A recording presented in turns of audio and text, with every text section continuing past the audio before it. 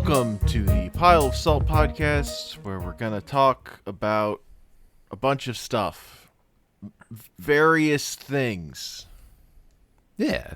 My name is Hank, and with me is Ben. Yeah. I'm going to talk for like 30 seconds about my stuff, and then we're going to listen to Hank yap. We have shared stuff. We do have shared stuff. I moved the stuff over. I did have a moment of panic earlier when I was using the bathroom, and I said I'd be like ready to record in a bit. And like there was a brief, it was like I haven't had this sensation in fucking years, because it's like when you think you forgot to do a project for school, but you did. But I just got it, like my mind was like, why the fuck did I say I was good to record? I'm not even done with season 3 of Teen Titans. Like, just completely. Like, there was that split second of like pure panic. Like, what the fuck have I done? I can't finish it in this time. It was like 10 minutes. But we're not doing Teen Titans today. We are not doing Teen Titans today. Oh. I have not finished my rewatch of season 3 yet. Yeah. Also, I did tell you I was going to do a thing that I didn't do. I didn't rewatch Rogue One yet. Oh, okay. Yeah, that's The horror. Damn. I mean, I'm worried about the length of this anyway. Pile of Salt is scary. All right, so let's get into it. Which one of these shared topics do you want to start with? We should probably start with Rose of Versailles, the 2025 film. The new movie musical adaptation? Yeah, I tapped out, man. Did you tell me it was a musical? I feel like you did. I feel like you mentioned it. I don't think I did. You didn't? I don't Okay. think I told you anything about it. Okay. They did look. Don't get me wrong. They had Oscar singing. It was really fucking good. And that I think was at the theme. I think they had in the like movie theme or whatever. I was like, okay, that's a solid. I enjoy that. Then we got like 3 minutes of movie, and then they did another song, and I'm like, okay, you're pushing it. And then we got another 5 minutes of movie, and they did another song, and I'm like, I'm out.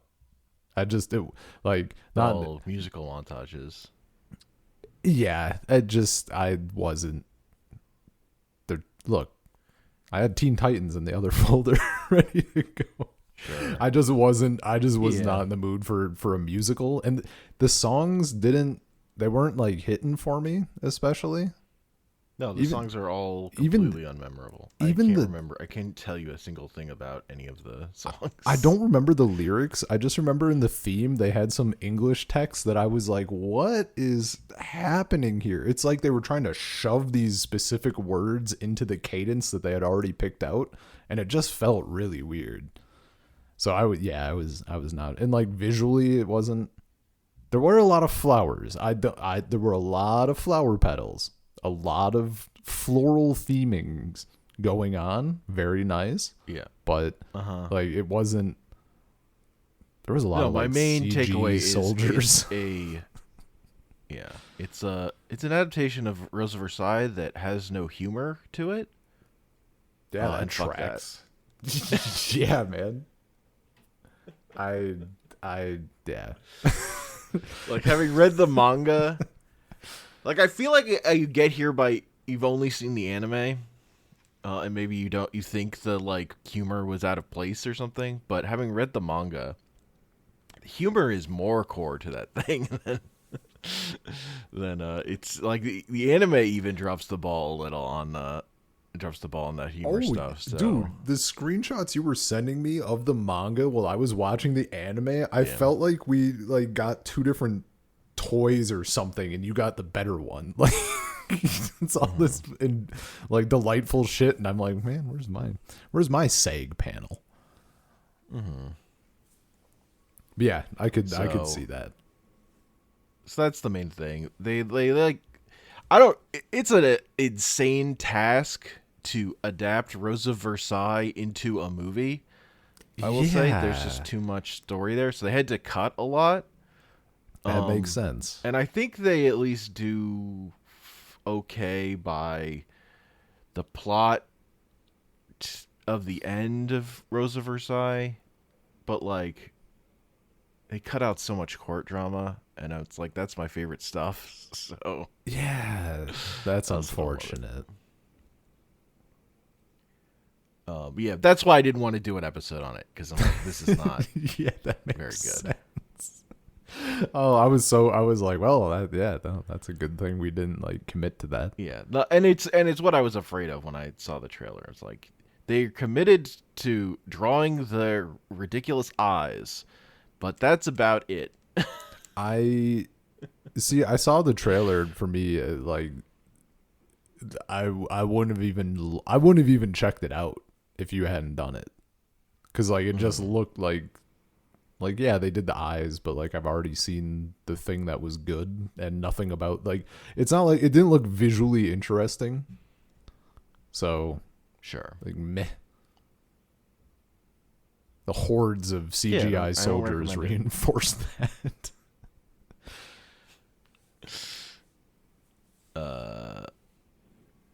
Yeah, it doesn't have the juice.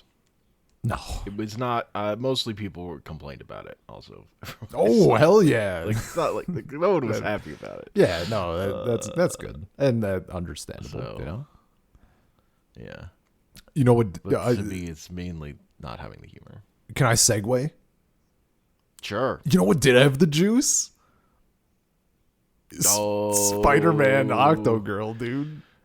Spider-Man Octo-Girl is so fucking good. I'm so fucking like, mad what at you, the though. fuck? I'm so fucking huffed. I didn't know that. Like, I thought the 2 volumes was it. Yeah. There's more. So I'm so fucking mad. I was like locked in. So the funny thing is, like, Volume 2, like, literally just came out. Hell yeah. Like, I pre-ordered it and got it the day of release. Nice. Yeah, that wasn't long ago, read it. because that's like a super short turnaround for when you posted about it. Yeah, I was just looking at, I think it was their Dogman comment. So then I went down the whole because Dogman is like the most popular comic book in the fucking world By like an insane margin. margin. Dogman is more popular than Marvel and DC combined. Yeah, I think that comic alone, last I looked, had like 13%. It was like it made up 13% of all comic sales, like on its own. Like that's fucking insane, dude. And it's like more than that. It's because it's in the like direct market. It's like absurd. Yeah. Those Scholastic Book Fair numbers. Or even just regular bookstore numbers are Yeah. insane. Yeah. Like the top, 50 best-selling comic books, like mostly Dogman books. Hell yeah, dude. It was honestly funny because like the last time I looked at that stuff, like it was like Scholastic and Viz. And this time it was just fucking Dogman. Like it was no longer Viz and Scholastic are the big two. It was only Dogman exists. Hell yeah, dude. Well, that just got me thinking, because one of the things the last time I looked at that, and it was like the Scholastic and Viz being so big, was finding out that there are like these Marvel comic books published by Scholastic that are like, absurdly popular because they're in that market. Mm-hmm.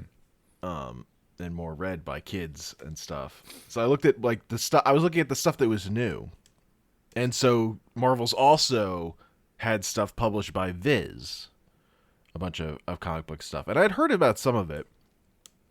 Like there's a, like Spider-Man Red, I think keeps popping up as like super popular. There's a Spider-Man Ultraman crossover comic book that Viz is putting out, that I looked at, and it's okay. But I also, among that list, saw Spider-Man Octo-Girl, in which Dr. Octopus has entered the body of a 14-year-old girl, a tiny 14-year-old girl. And so I started reading that, and it's fucking great. It's so good. It's an absolute delight. It's just so fun. And also, as someone who likes normal comic books, it's like very faithful to the characterizations of Doc Ock and like pulling in stuff from the Superior Spider-Man arc where Doc Ock was in Peter Parker's body. Like it's directly pulling off those stories in ways that are very satisfying to me as a regular comic book reader, while also kind of being its own thing. So I was like super happy with it. Hell yeah. Like all its references are fucking on point. And like this is Doc Ock's character. Like this is the good part of what made Superior Spider-Man a good story was Doc Ock actually wanting to do the right thing, but still being a complete dick about it. Yeah, man. It's so fun. Quick side note. I'm sorry if I got way quieter. I might be fluctuating a tiny bit. I think the upstairs neighbors have kids, and I think those kids occasionally like just stomping around. Hell yeah. Which is normally whatever, but I heard it. I saw like the thing on Audacity like bumping. I'm like, oh. So I turned it down a little. But okay. I'll try to adjust as I hear it or not or whatever. No, dude, him like doing the right thing but like fucking hating it kind of. Oh my god. It's just such a good blend. And it's so nice cuz like I mean that's the thing. I don't want to say it's all Spider-Man villains or anything, but like I remember in Spider-Man stuff, like the villains are just very they're not one-dimensional, right? Like you have these like they're not necessarily the worst people on the planet. Like they're doing bad stuff, but like they have moments at least. Yeah, like a lot of Spider-Man villains are working class. They're just super villainy is their job. Yeah. They're not. It's not like the cavalcade of Batman villains are all people who are like emotionally troubled or whatever. Spider-Man villains are just like, I'm gonna put on this animal costume and I'm gonna fucking try and rob a bank because I need some money. you know, I'm not like emotionally committed to this bit. It's just that's what you do. You put on a fucking vulture outfit and you fly around. Yeah, you know, a lot more mercenary, or whatever. Yeah, for the most part, yes. Mm-hmm. Yeah, there are obviously exceptions. He has a lot of villains. Oh my god, I want more so badly. Cause like there's the stuff with Doc Ock is good. Like seeing him interact is good, but like all of the friend stuff is very good. Like we got the squad going. We got a squad. They all have their own like backstories and how they got where they are or whatever. It's just good. It's just well written. And then and it just it's just very good. Totally random poll, man. Like what a find. Yeah, because I feel like as a marketing thing for like looking at a cover, it's like in line with the Joker raising baby Batman manga thing. Oh, okay. Like I feel like it probably is like trying to sell in that space, but as a reader of stories, this is more appealing to me. That other one is mostly for memes, I feel like. Gotcha. This like hits everything I want out of comic books. Like literally. Like this is just really good. Yeah, man. It's solid. It feels of a piece with Marvel Comics. Like I don't feel like you've just like taken the stuff and made something else or whatever. Or it doesn't feel like the calibration isn't off. Yeah. It's like it's which is how I usually feel about Marvel manga stuff. is the calibration isn't correct. Whereas here, like this, it's doing plenty of manga tropes and stuff, but the calibration to Marvel also feels correct. It's like hitting every part of what I want from it. Yeah. Oh, I mean, it's when I see Doc Octopus as a 14-year-old girl, like this is what I want. It is a case where the premise was fulfilled in the way that I wanted it to be. So yeah, no, this was. I mean, when I obviously I saw the cover and the title and stuff. Like this is I can't think of better if you're gonna do this concept. Like it's just. It's what it should be. Also, the fact that they get her like bad haircut immediately gives her a stupendously horrible haircut, just instantaneously. I will fix your life. I will revolutionize your life, dude. The fact that they get to switch back and forth is so fun. Mm-hmm. Just her being like, "Can I maybe deal with my friends in my class stuff, please?" And he's like, "Please, God, yes." Like he doesn't want to deal with that shit. If you won't let me fix it, then sure.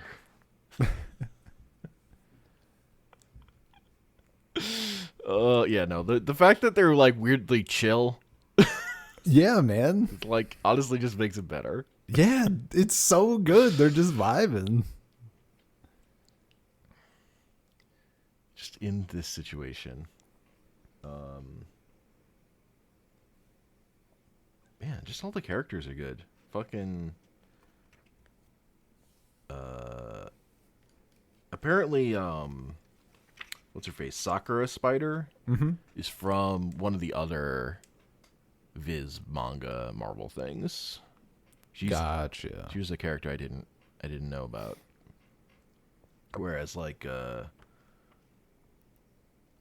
Superior Octopus is from mainline Marvel stories, although not stuff I've read. Yeah, I obviously have not encountered any of these things. Yeah. You haven't even read Superior Spider-Man. Whose fault is that? Sort of. I mean, there's so many comic books. It's like it was like a year and a half of stories that then was so good that they kept doing stuff with it. Nice. Like Doc Ock was Spider-Man for like a year and a half of real time in the crazy.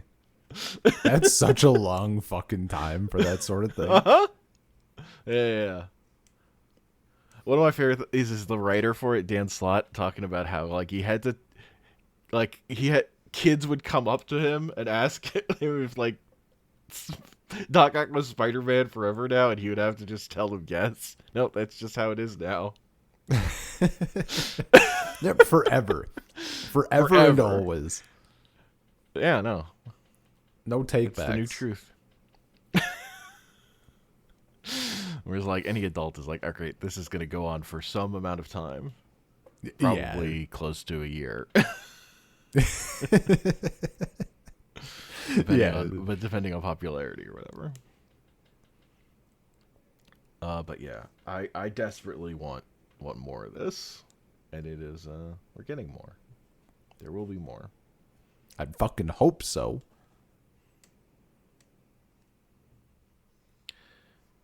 So that's a new Viz manga that I've. It's the problem with looking up like what's the new stuff. You stumble into stuff that's still coming out. God damn it. Yeah, tell me about it. They got me. Ugh. You know what's worse, or at least as bad? Thinking that you can switch from official English release to fan translation to finish up the last 2 volumes that aren't out in English, and it turns out because the official schedule was good enough, there is no fan translation. So you still have to fucking wait. Hell yeah. Cursed. Get owned. I'm looking very forward to volume 3 of Spider-Man Octo-Girl. Yeah. But you've been reading some other manga. You want to talk about that? Yeah, I read. I assume it's pronounced Kano. Kare Kano. I just say Kare Kano. Kare Kano. Yeah. Kare Kano. I don't know. Probably not that one. Not that one. I forgot why this was on my list, and then you reminded finish me. it? I did. I read through the whole thing. It was only like 21 volumes, Hank. I finished it in a fortnight. That's a lie. I finished it in like 3 days. Oh, god damn. It was plot heavy. Sure. Yeah, that when I think Kare Kano, I think plot. Sure. Well, like there was, it's like what's gonna happen? It wasn't an They're gonna fuck. It wasn't an endless slice of life thing, Okay.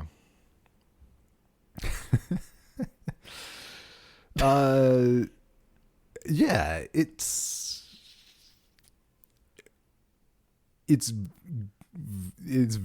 good, but I need to forget that ending, cause I don't know how it ends. I don't know that garbage. the ending is the ending in the. It's anime. not.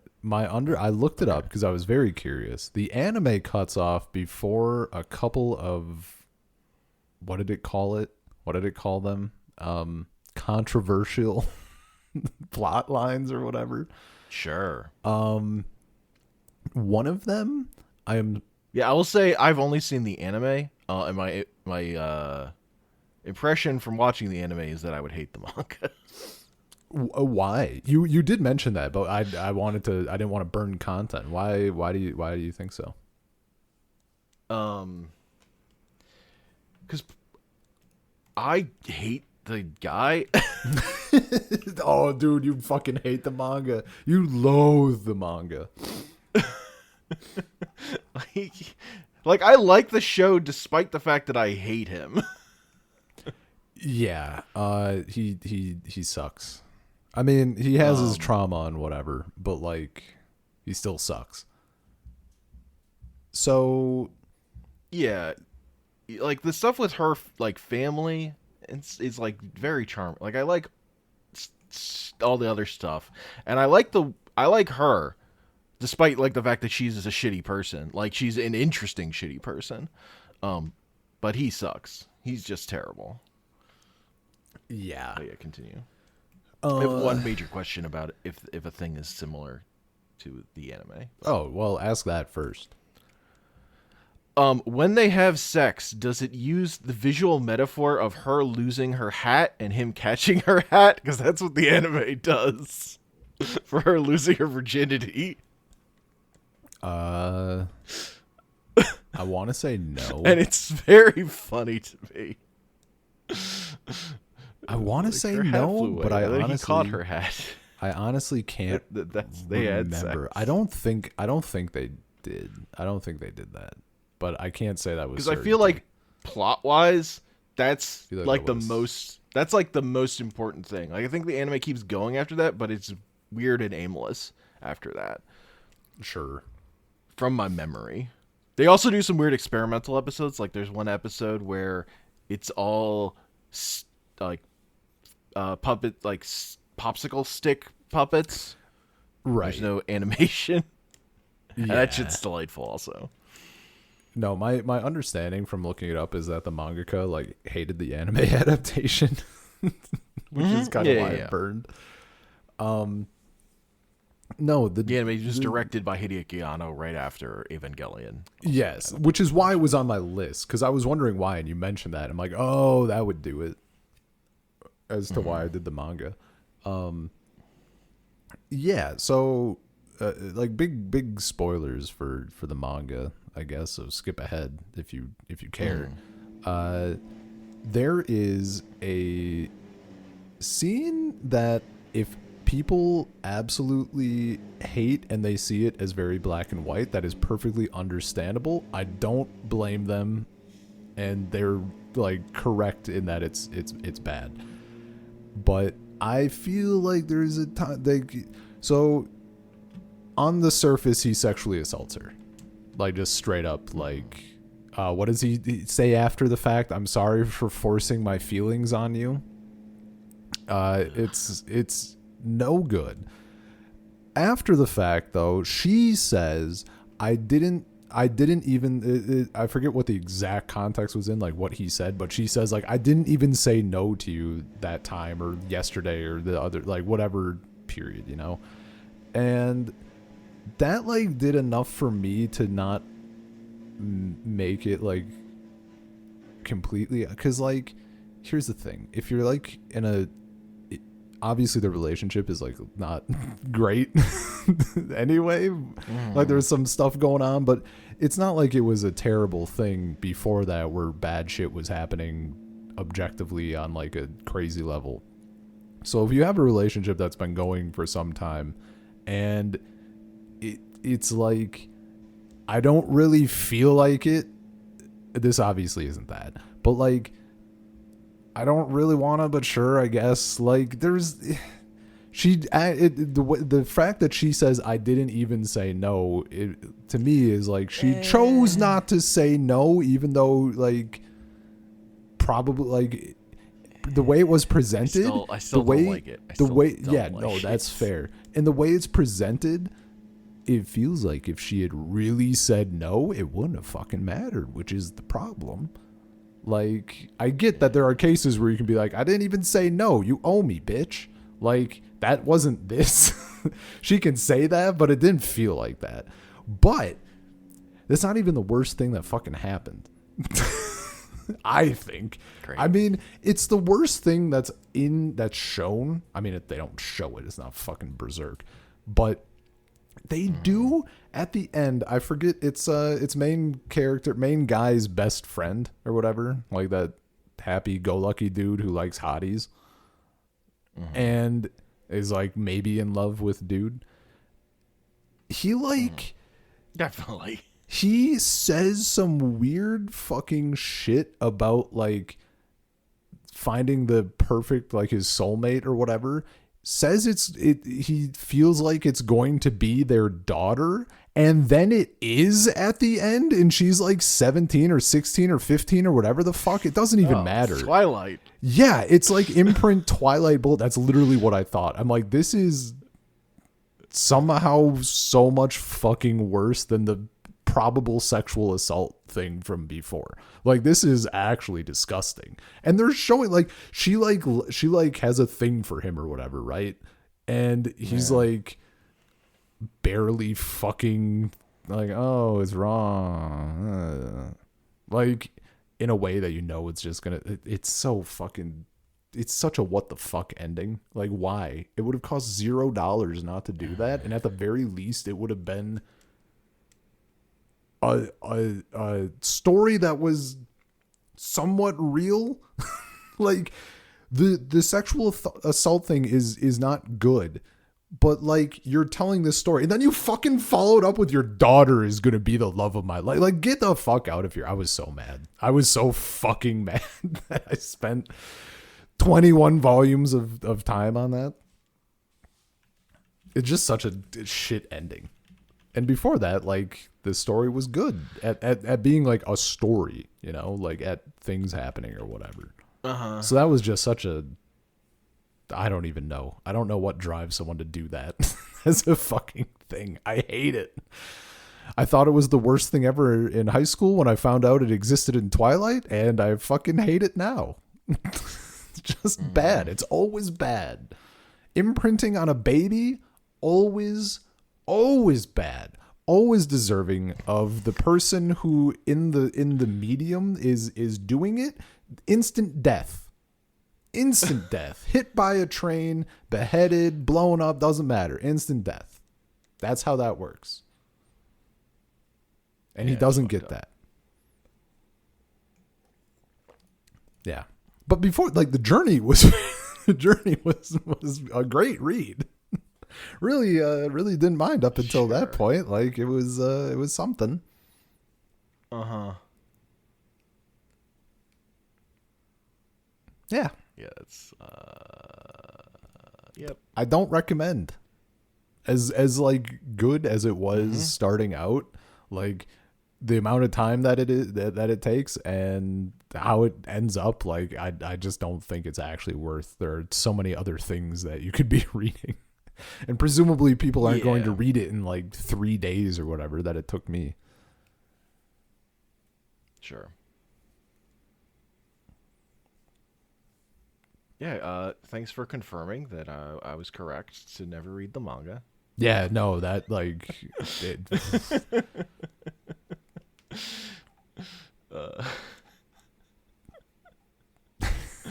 because I would have thrown it against the wall with the. I would not have made it to the end. yeah, no, and that's here's the, yeah, and here's the fucking thing. It's not Berserk, so there's not even like anything worthy after it either. It's not like after that it becomes like peak content that's insanely good. It's just like, yeah, it continues. Yeah. So it's just, yeah. When you when you told me that you didn't think you'd like the manga and I got to that scene, I was like, wow. Hank really knows. I really don't think he'd like it, you know?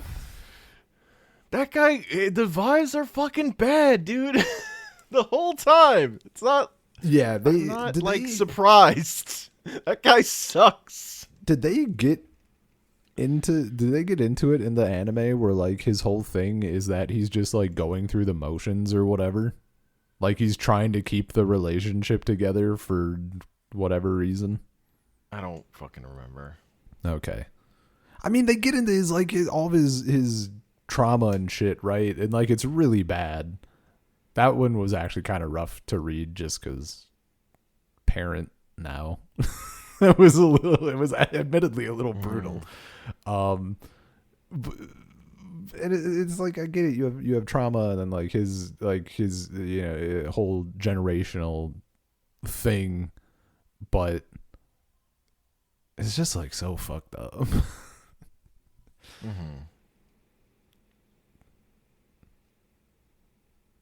I don't know.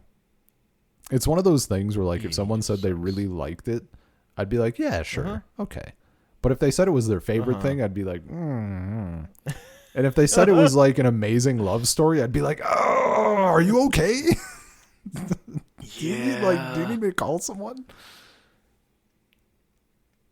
Yeah. Yup. Yeah. Yeah, so I checks out. Yep. Yeah, the anime is not something I felt the need to revisit, but I did like it. Yeah, I mean, this is like the thing, right? For when I'm checking out stuff, I've been doing the manga first, and like in a case like this, I don't feel the need to do the anime. I kind of wish I would have. Like, would I have been better off doing the anime? Maybe, because then I wouldn't have gotten the gross shit. But like now, I really don't want to do it because there's no point. Yeah. This transitions into one of my things. Yeah. It's not a thing you'll care about at all, but a thing about the anime is I think that's where voice actress who plays Haruko in Fooly Cooly was kind of like discovered. She plays a character on the show. I forget that fucking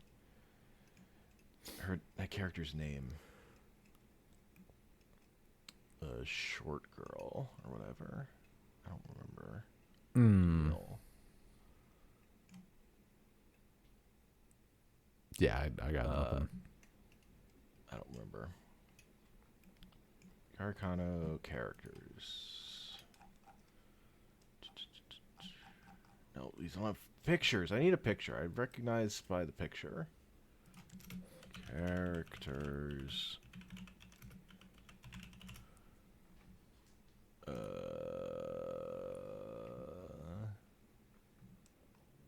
Tsubasa in the show. Oh, okay. I think. Yeah. Yeah, that sounds right. Okay. Yeah. Mayumi Shintani is the voice actress. Gotcha. And that was her Tsubasa was like her first role, and then she did Haruko. So that's of interest to me because I like her as a performer. And a thing that just came out recently was a fan project called FLCL Reanimated, where a ton of animators like reanimated basically I think all of like episode 5. There's also like a lot of shorts and like fake commercials and stuff in there. It's like 30 minutes it's just on YouTube. I'll put a link in the description. And it's just a super cool fan project. It reminds me of Bart Kira, where a bunch of comic book artists redrew all of Akira with Simpsons characters.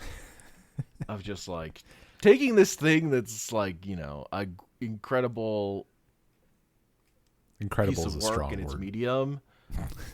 Well, I mean, I know. Look, come on, it was you right don't there. have to like It was right Coolie there. Coolie, but the animation is impressive and varied in style. Yeah. Fine. And just, you know, a bunch of, you know, fan works getting to just like do whatever with it, whether that's, you know, staying close to it for a little bit or being incredibly different. It's just a really cool fan project, and if you like Fully Cooley, it's fucking insanely cool. If you don't like Fully Cooley, you probably won't care. But Yeah. YouTube did recommend this to me actually before you had linked it, and I'm like, that was a hard pass. Maybe I did click on it. I was a little bit tempted, not even because I necessarily like Fully Cooley, but I really like projects like this. I think it's I love them. I love it like when they succeed and they get to do the thing, and it makes me really happy. But I'm like, I just don't like care enough about this to watch through it. But I am very happy that it got through, because I do love like when a bunch of animators come together and do a thing. It's super fun. So I'm glad that it's good because it's always a fun time. No, it was really sick. Hell yeah. I had a great time.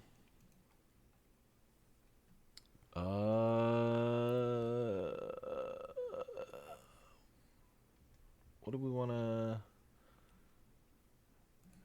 Let me see. What else should we go to? I'll just talk about some anime stuff. If you're gonna talk Gundam, take it easy. I plan on I'm watching that. I'm just briefly gonna say, I'm enjoying it. I'm having a good time. I've been watching it. I saw one thing about it. Tell which Gundam it is though, just for clarity's sake. Gundam Quacks? I forget. There's like they've said a way to pronounce it. Yeah, there are a lot of U's. But you don't pronounce them. It's just like Quacks. I saw one thing about it that was like non-spoilery, but it made me laugh.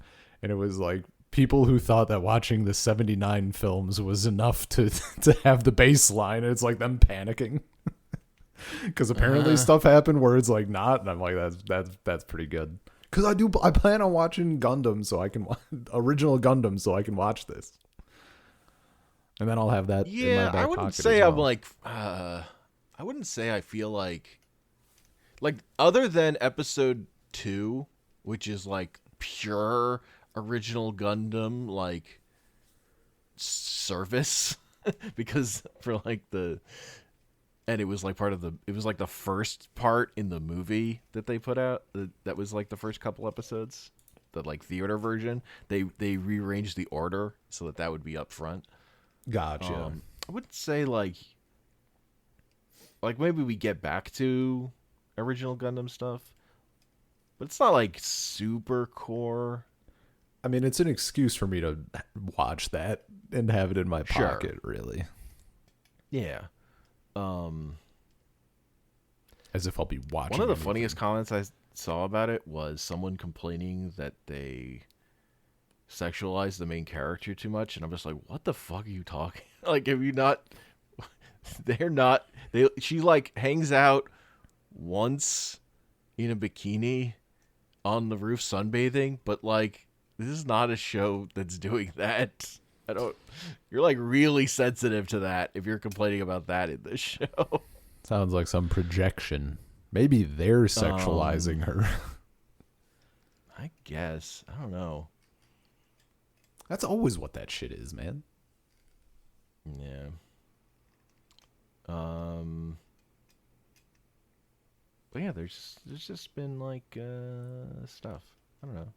I'm enjoying it. I'm not like over the moon on it either, I'll say. But it like hasn't gotten to like a point of like the wild thing has happened. It's sort of we've slowly been building stuff. No one's gotten their character dynamics. No one's gotten ongoing. squished. Yeah, no one's gotten squished. No one's won a Nutella duel. I don't think about Witch from Mercury too much. I think about that scene a lot. Just fucking happy, like, yay, I saved you. Murderer. He did squish that guy. It's true. It was very good. Not for him or for her. Not for But him. for me, the viewer, loving it. The other anime thing I watched is I watched the little OVA shorts that came for SK8 the Infinity, which is a skateboarding anime that's very gay. Hell yeah. It's all dudes having feelings about each other or whatever. And the thing I like about SK8 the Infinite is your main character, who's sort of like the emotional core of it, is not the one who's the best skateboarder. It's the other guy is the best skateboarder and like doing the thing. And I like having the separation between the one who's the best at the thing and the character that's like the emotional heart of like loving skateboarding kind of stuff. Nice. I like that those are separate characters. I think that's fun. Yeah, that's a good dynamic. And in one of the OVAs is them playing this fucking card game where you write like, I forget what it's called. Like where you write little poems on the cards or whatever, and then it's all like matching stuff. I don't know. It was very fun. Yeah, I don't know about like that. Playing a card game. Yeah, man. Hangout time. Hell yeah. Type energy. Hanging out. There's another short that's like this character and like his like personal attendant, and it's like it's like a day in the life or whatever, and one of them, and the guy who's like the super rich, sort of the villain, but he's like, they don't make him ultimately super evil. He's just like, going about his day doing stuff, and the other guy's just lying in bed for like the whole morning. It's so funny because it's just half the screen is just this other guy asleep the whole time. Hell yeah. Oh, that's so good. And there's a season 2 of that show coming at some point, but that's fun. That's a show I really like. It's like as a sports anime that's about fucking skateboard drag racing. Hell yeah. That's very gay and becomes Evangelion at the end of it. The skateboard was his mom the whole time. It's the existential skateboarding stuff or whatever. So I recommend SK8 the Infinity, and I enjoyed those little OVAs. I had a fun time. They Nice. were light and fun. I watched some anime. Tell me. So I think I brought up the Idaten Deities No Only Piece, the manga, before on a salt pile. And the reason why I checked out the manga is because I had seen a clip from the anime, and the anime looked very visually distinct, which I am realizing more and more is like my number one thing for if I give a shit about a modern anime, because so many of them just look functionally identical. Like, in a way that doesn't hit for me, generally. Like, if you take the one off the top of my head, please don't bully me, Miss Nagatoro. It's fine. It's not badly drawn, I think. It just there's no like sauce. There's nothing. Like it's fine. Sure.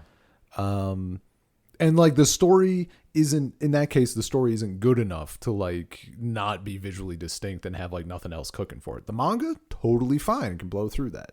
In this case, if the anime for Idaten Deities like looked boring, I wouldn't have bothered because like I've already done the manga. But it does a lot of color palettes. I mean, I think the style itself is pretty unique-ish and interesting, but it does a lot of color palette stuff that kind of like Urusei Yatsura remake does, except it holds it. So they go to like the North Pole or whatever, and everybody's hair color is shifted and like shadows are red. They're just doing like a kind of cool colored thing. And it's like that the entire time they're in that area. And they do shit like that a lot. And I really, really fucking like it. I think the anime is good. It's I would say as good as the manga. It actually speeds things up a bit because there's only 11 episodes of the anime.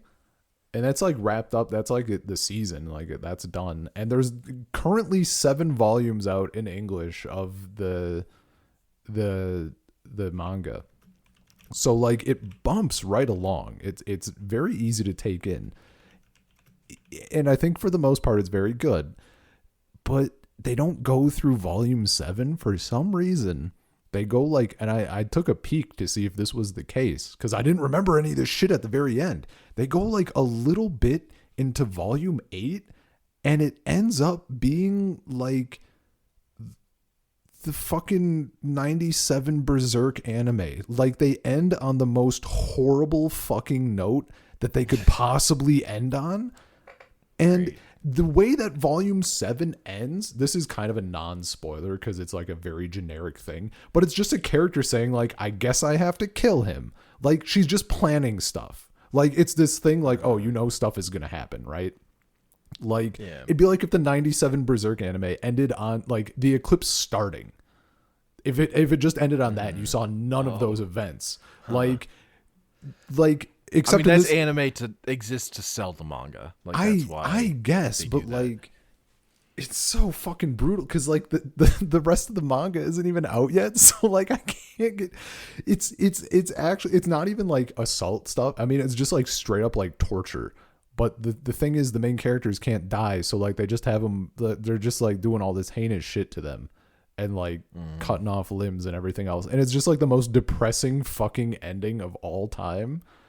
And I was like, it was so jarring compared to the rest of it because like they do some stuff that's on the surface like a little bit like they have some throwaway comments that are like a little bit dark, but they're not presented in that way. And that's fine. We bump along, we move past it. And they fucking linger on this shit. And it's so fucking brutal. Berserk is very popular right now.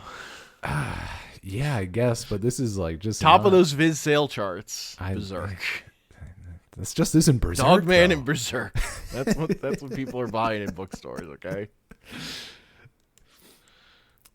Yeah, I mean, I honestly recommend the anime, but when someone says when the person says that it's time to kill another person, like we have to plan to kill him, just cut it, just hard cut. Don't watch more. It's just gonna be depressing.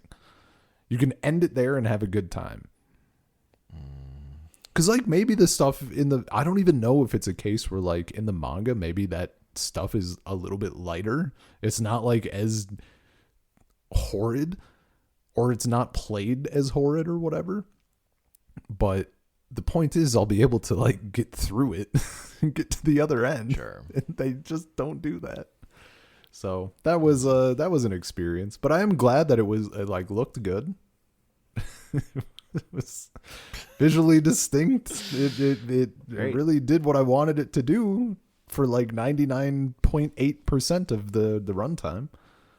I got to put it on the list. Hell yeah. I looked up the name of that card game. It's called Karuta. Karuta? Mm-hmm. Karuta.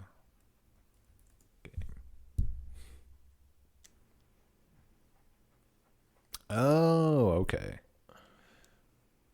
You recite a poem and then you have to grab it quick. It's about poetry and quick reflexes. Nice. Oh, that's cool. Another animated thing I watched. If you don't have anything else on that. Yeah, no, I'm good. It's like it's extremely unappealing to me. It's like, here's this thing that's cool, except it like you'll hate it. Thanks. I didn't know. I'd only read through volume 7. I didn't know, man. They didn't do that in volume 7. I wouldn't have bothered. I got played. That's how they get you. Although when something does that up front, it is an easier way to jump off because you're like not invested at all. Well, it's the fact that that horrid stuff is at the start of a volume, right? They're not ending on that note. They're beginning with that note. That's the beginning of volume 8. So presumably you get a bit of resolution or something. Mm-hmm. Or not. It's all just fucking horrible and it's going down in flames. In the next salt pile, I'll be complaining even more. Who knows? But that's content. That's showbiz. It is funny that you seeing into the anime further along than you could read in the manga. Yeah, it's a wild thing I was not expecting. That's that's just, it happens sometimes when you're reading stuff, you're consuming stuff that's coming out. Yeah. Well, and it's I guess the one thing that I actually forgot to mention, it's a bold move because the anime is not on, like, there's not a second season planned. There's only 2 more volumes coming out. So, like, they're not doing a season of that. So I don't know if they're going to, like, settle for OVAs or a film or what. Yeah, that's bizarre. Like, there are 9 volumes of this thing. Well, yeah. Like, it's finished in Japan. So they could have just, like, stretched it. I don't fucking know. It's very strange because they're in this really weird spot. Yeah, they'll either do a movie or nothing. Or nothing. It just ends horrible. That's just it. It's just Berserk 97, just dude. The anime exists to like, read the manga. Yeah. It would not be the first anime that ended with, and now go read the manga. Yeah. Yeah. No, but that's everything. Yeah. So this next one came about because I had Gendy Tartakovsky on the mind because I watched the 2003 Clone Wars series he did. Mm-hmm. And then I rewatched the other thing. I also rewatched the final season of Samurai Jack. Hell yeah! Which I should just put here because I'm going to talk about it as much as I'm going to talk about fucking some of this other stuff. And that final season that they did way later, the first half of it is like one of the greatest things I've ever seen in my life, and the second half is okay. Or like the last 4 episodes or whatever. But it's so fucking good, that first part, because it's like the first time they did it for Adult Swim, so it's like the first time like fucking blood is in it, and they use it so fucking well. Hell yeah! It's like, they give so honestly, and the thing that makes it is they give Jack a beard. Yes. And then then after he shaves, it's less good. Then it's back to being normal. Yeah, it's understandable. But bearded Jack is peak. I've mentioned this before, but for any people who don't know or don't remember, the only thing I've seen of this is the tea ceremony, because YouTube was slamming me with that, and I went all in. Didn't I have you watch like the first 3 episodes also? I meant of season 5 of like of season 5, newer part, because it came out so much later. Yes, for the sampler we did 2 or 3 or whatever amount of episodes that were very good. Yeah, but there's just so much stuff to do.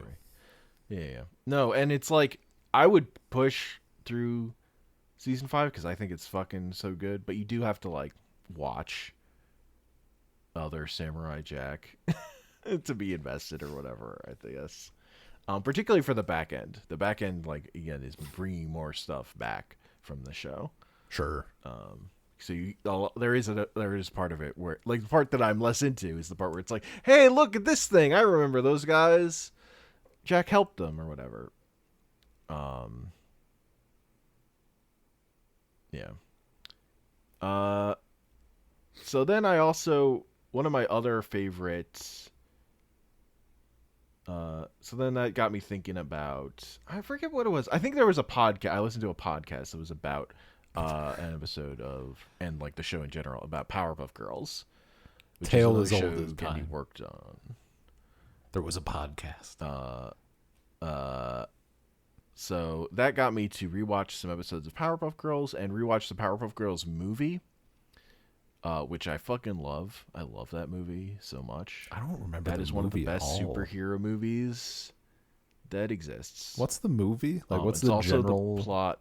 It's like an origin story. It's a prequel.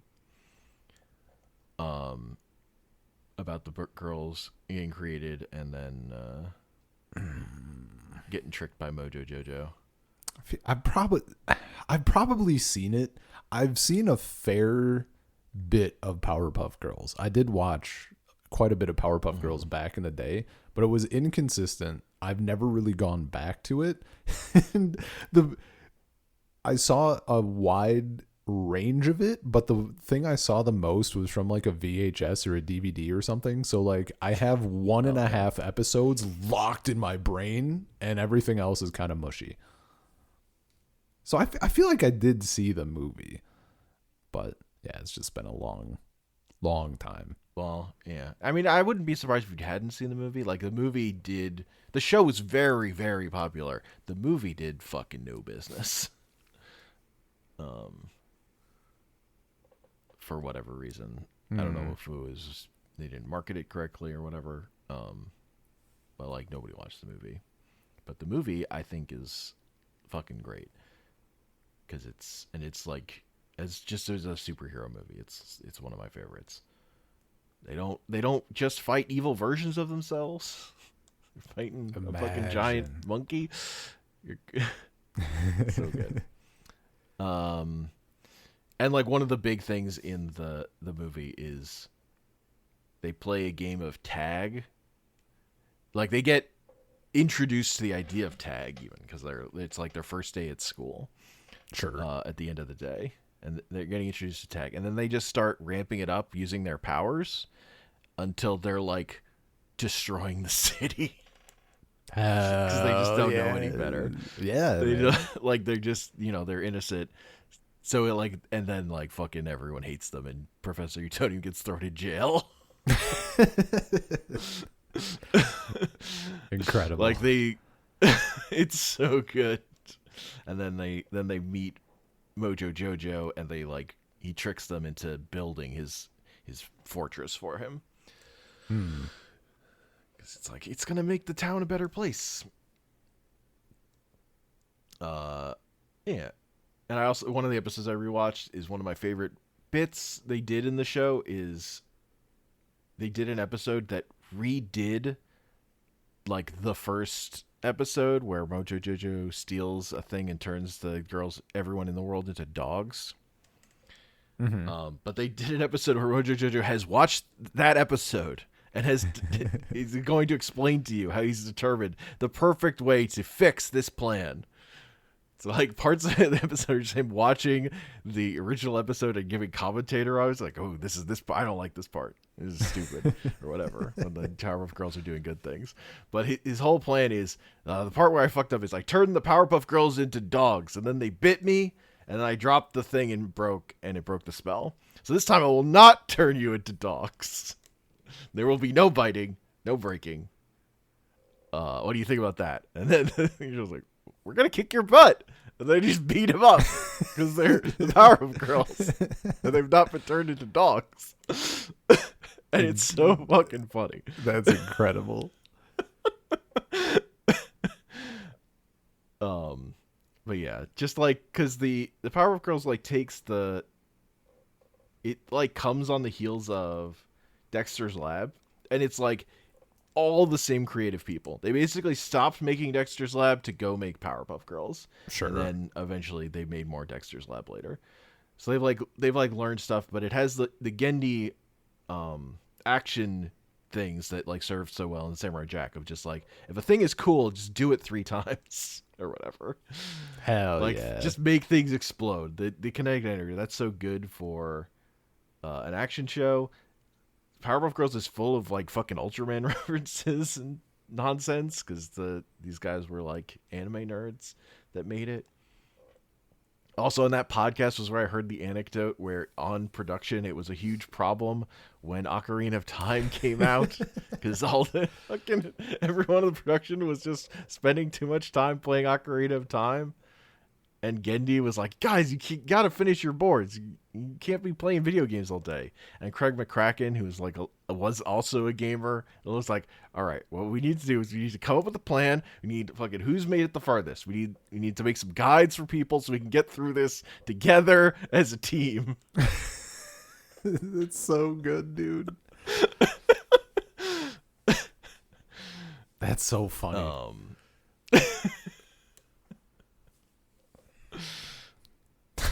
TV show Stunlocked by Legend of Zelda. Yeah, that shit's just funny. But yeah, so I did up a little bit of that stuff. Nice, but really that Powerpuff Girl movie stands out to me because like in a world of a million superhero movies, it's everything I want from a superhero origin movie. Like it's just they just fucking nailed it. And nobody saw it, and like makes me sad. Yeah.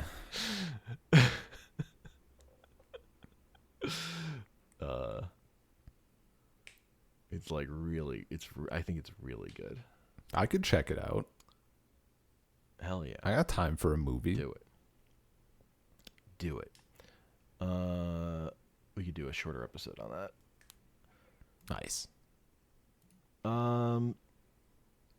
Then I think we should let's do Evo Japan, and then get into Star Wars to close out. Can I mention my thing quick? Because it's like, oh yeah. I forgot your Emily Dickinson. I finally read Emily Dickinson. I've been hearing her name so much for like the last 30 years. She comes up frequently as it turns out. I just by coincidence had like shot the fucking gap, and she, like, of all the times that I was exposed to poetry in like different classes, in poetry specific classes, even on a free verse poetry class, even never came up. That's so weird. Which That's is bizarre to me. Fucking wild. Yeah. So I was in the used bookstore back near my parents' hometown, and I saw a collection, and I dove in on that shit, and because it was like pretty chonky. I think it was like literally all of them. It was like 1,800 poems or some shit, because they're apparently pretty short. I get it now. Very good stuff. You know, I mean, there's like hit and miss stuff for me, of course. With a number that wide, I haven't read like a crazy amount of it, but like even after reading one, I was like, oh, like this explains so much about so many things. Yeah, no. Like, damn, there's so many people just doing really shitty versions of Emily Dickinson, huh? Like, there's a lot of that. I didn't know that they were like pulling that close to it, which is very funny. And it's so good. Like, yeah, that makes sense that a lot of people are like pulling from this. So yeah, I don't know. I don't really have much past that. Just because I haven't done too much. But that's so funny. Yeah, Emily Dickinson's good. Yeah, nobody told me. No, I think it just like I knew. It's wild. You never had like someone tell you to read that in school. That's kind of crazy. It's crazy because like there were literally a free verse specific poetry class, and like they're like that's too obvious. Obviously you read Emily Dickinson. Apparently, yeah. And the other poetry classes I had were more like writing focused. So the stuff we were reading was like different. And like, gotcha. No, I don't think any like we weren't like pulling huge names or whatever. It was like the professor's like pet picks or whatever, which was fine and it was still good. But yeah, the fact that it just never came up, I never like. All it took, I just had to like see the thing in front of me in a bookstore, and I was like, "Oh, okay," and I got it. And I just never paid attention or never went out of my way or whatever. And I didn't have like the strongest pull to just go out of my way to like order one or something. I just didn't. It's not something I thought of necessarily. But yeah, better late than never, I suppose. Sure. Yeah, so that's fucking crazy. I know, man. It's fucking weird. No, there was that one specific class like that's actually like it's fucking insane to think about. Mm-hmm. I wonder if I would kill to know. I would kill to know what the reasoning was. If it's like, of course they know this, or like it's too obvious, or is the professor like it's overrated? Like, what was the motive?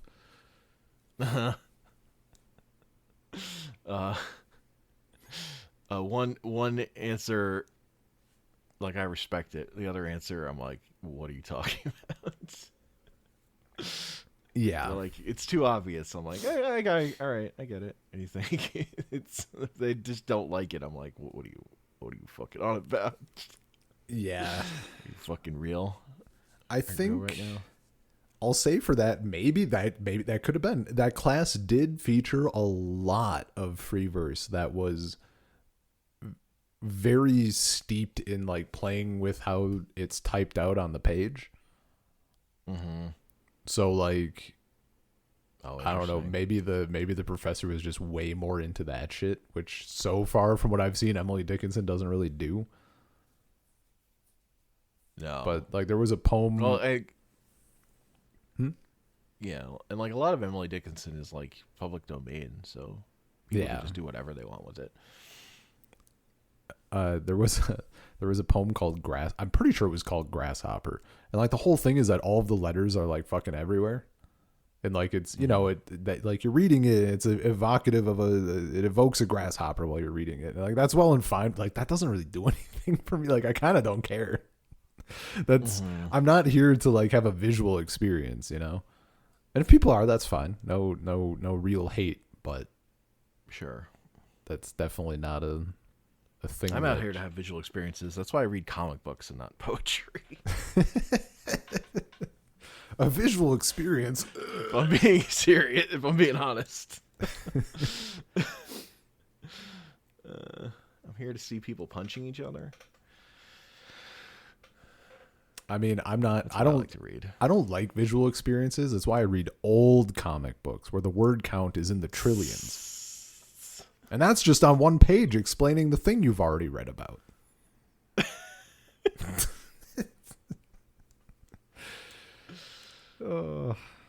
It's endearing to an extent. But yeah, sure. no, that's it's not phone friendly. It's 100% not phone. You can't read that on your phone on the toilet. Not nicely. You won't have a good time doing it. Or even an acceptable time, I should say. But yeah, so I discovered Emily Dickinson. That was it was nice. Okay. Evo Japan. Yeah. You watched much more of this than I did. Yeah. I had a good time. I mostly watched Max's stream of the final day. I think I watched that whole VOD. Yeah, it was like after the fact. You like sent some clips. I stuff. woke up and like Evo Japan had like just ended. I was like, well, shit. That thing was like 6 hours and change. Yeah. So I went through that over a couple days or whatever. Eventually, I got through it all. I might have skipped past some stuff where I was not as into it. The thing I was super into was Street Fighter Third Strike. They did a team event where you have 5 people on your team. You have to have at least 3 different characters. Yeah. And that shit was sick. Just like getting to see like fucking Remy in fucking grand finals or whatever. Like, yeah, dude. just some more variety than normal. Although obviously the best teams had Chun-Li and plenty of Chun-Li and Yun just fucking owning people. That definitely happens. Obviously, yeah. A little unavoidable. But what was that clip I sent you? Was that fucking who was that? Was that Alex? That was Ken? Alex. Yeah, that was Alex doing his shit. Ken? Yeah. Yeah, that was probably the hypest moment, and that was fucking so fucking cool. See, and just the thing of like, he had to make so many good calls. There were so many decision points that happened in that sequence that were all right for him to win, and that's what makes that game so fucking good. In like contrast to a lot of current fighting games, where I feel like when I'm watching a match, there are not that many decision points. It's like a thing I'm like getting a little sick of with modern games. So, yeah, because you had sent me a Street Fighter 6 clip as well, which I think was of what's his name? Menardi. Yeah. The Blanca, right? He was on Blanca. He was on Blanca. Yeah. You sent me. I think it was a clip. And he's won Evo Japan 2 years in a row now. Yeah. And it was like a really good. Like they were making jokes like him as a person just has a buff when he's in Japan. Dude, you showed me the Third Strike clip, and this was like kind of, I think I've had this idea before a little bit, but it really hit me in the face. Like, watch the Third Strike clip, and I was like, I need to fucking play Third Strike like right now. I need to fucking play this game.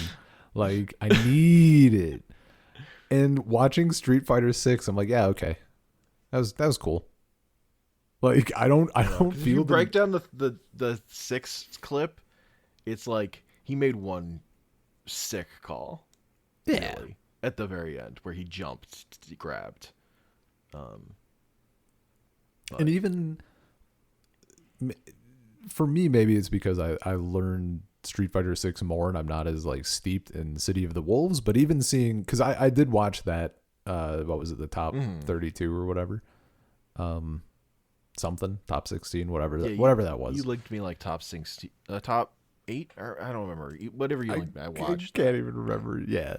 And like that still gets me more than Street Fighter 6. Like, I watch it, I'm like, I should spend more time in this game. But it still doesn't hit the fucking fervor of needing to play Third Strike right now. It was just the top 6. It was just top 6. Okay, that makes sense. For City of the Wolves, yeah. I think you had to do losers and winners. So it was a lot of matches. I did look at like what the character distribution looked like, and it was like half the roster didn't even have a showing, like at all. Yeah, which is depressing. Want that high level Preacha and B Janet gameplay. Yeah, but that's just how it goes with most fighting games. Yeah, it's not unusual. Yeah, no, of course. But oh, dude, Third Strike is something else. Third Strike's just so good. It's just so good. And like the fact that like, characters like Chun-Li is such a wall, it honestly just makes it when someone fucking beats them at high level, it's always so hype. Because That's definitely you have to a thing. you have to do so many things correctly in a row to beat them. Like, it's just the work on display is just so incredible. Like it's kind of like a thing where I think like the ways in which that gamer fucked up just makes it so entertaining to watch. It makes such good viral clips. Oh yeah. I mean, I don't think it's purely a coincidence that both most notable Evo moments are from Third Strike. Yeah. Yeah, it's a wild thing. Yeah.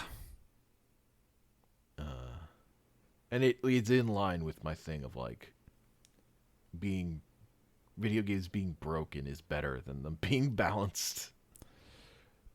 I mean, competitive games. Oh, it just yeah, makes sure. It makes the watching of it in particular much better. Like, because it leads to better moments. Of spikiness. Obviously, you can go too fucking far. There can be mistakes.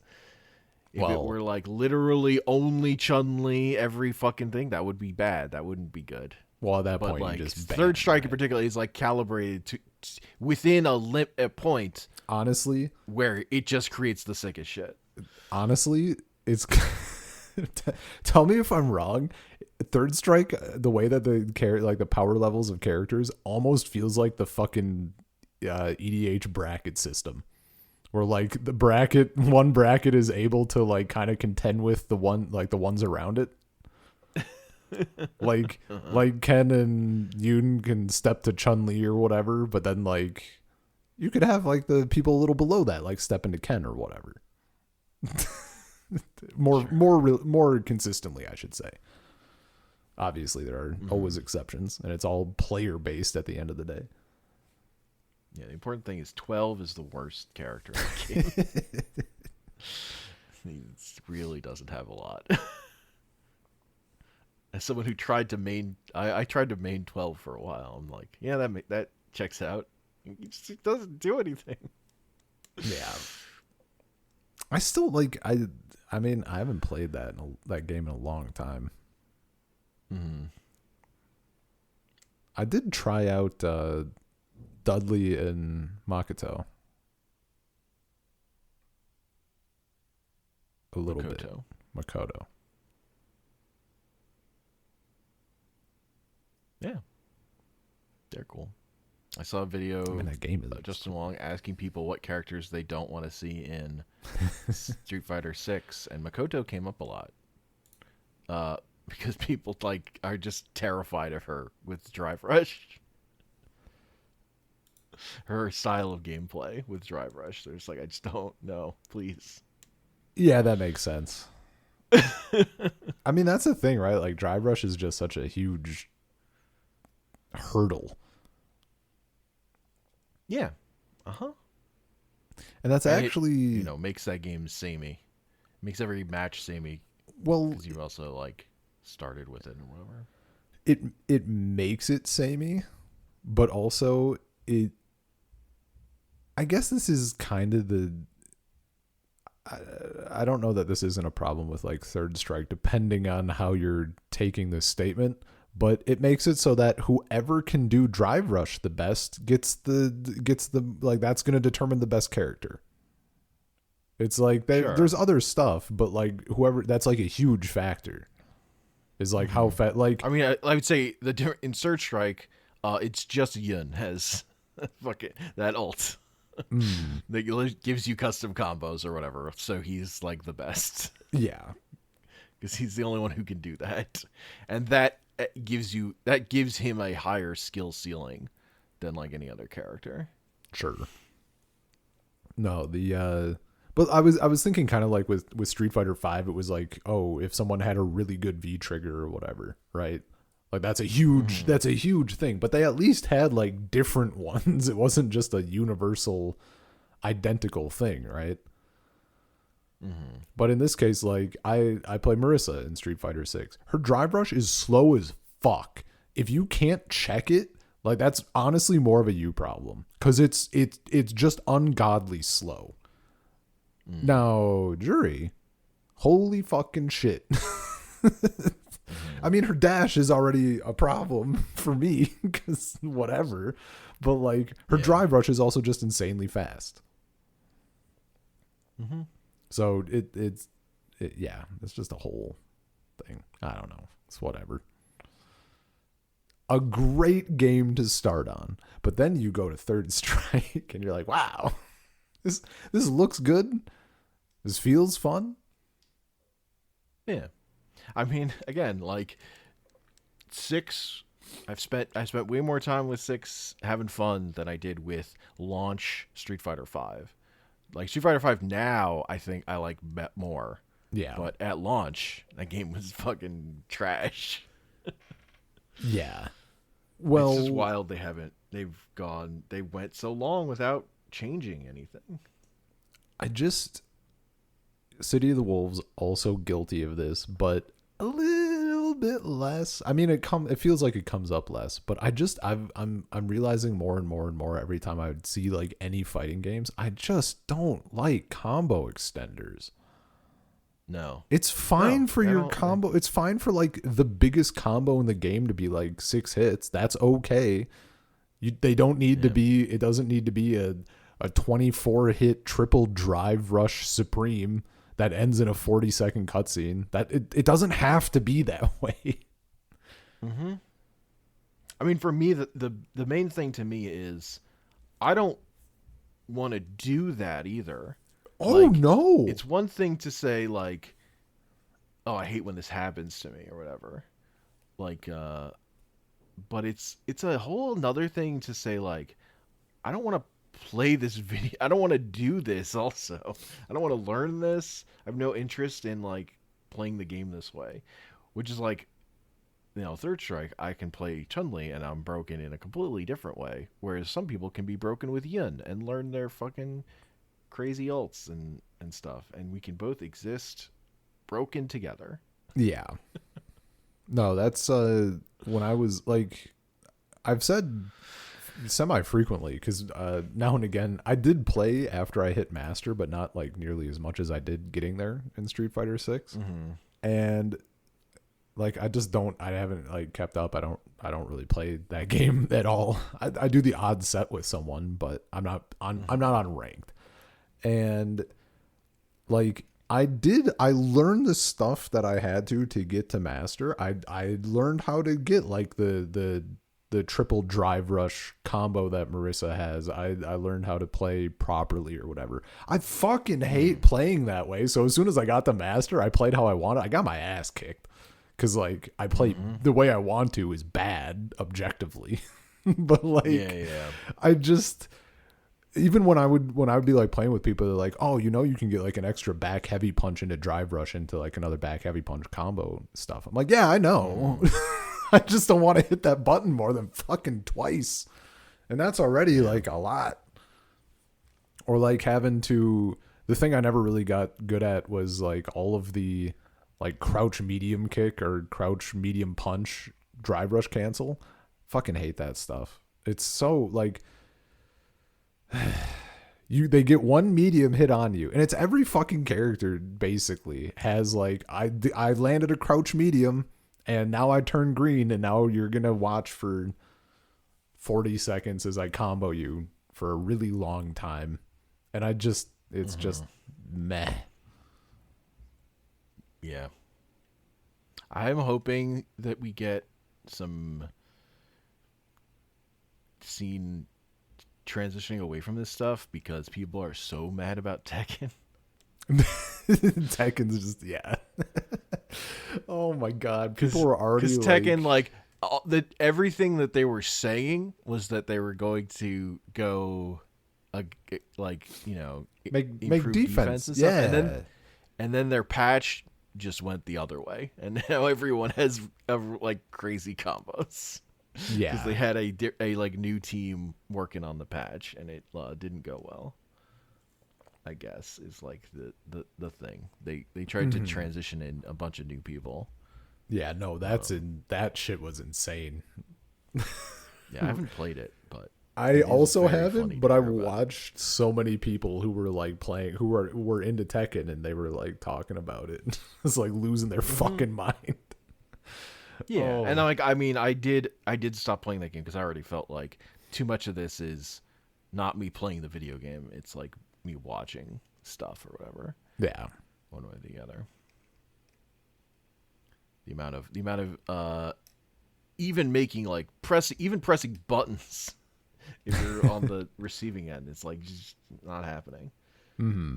You don't get to press it, and then even if you're pressing buttons, it's about like pressing buttons to string combos or whatever. Like that's not what I'm about.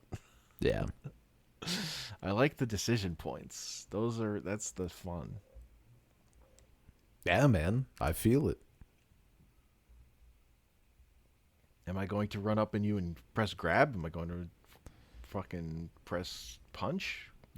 I didn't like that decision point. I did. Run and grab. You fucker. Yeah, watching City of the Wolves, it is funny like watching like fucking pros doing like the run up to your while you're on the ground, like running on you, pushing you slowly, and then jump. Yeah, dude, you're just a tier whore.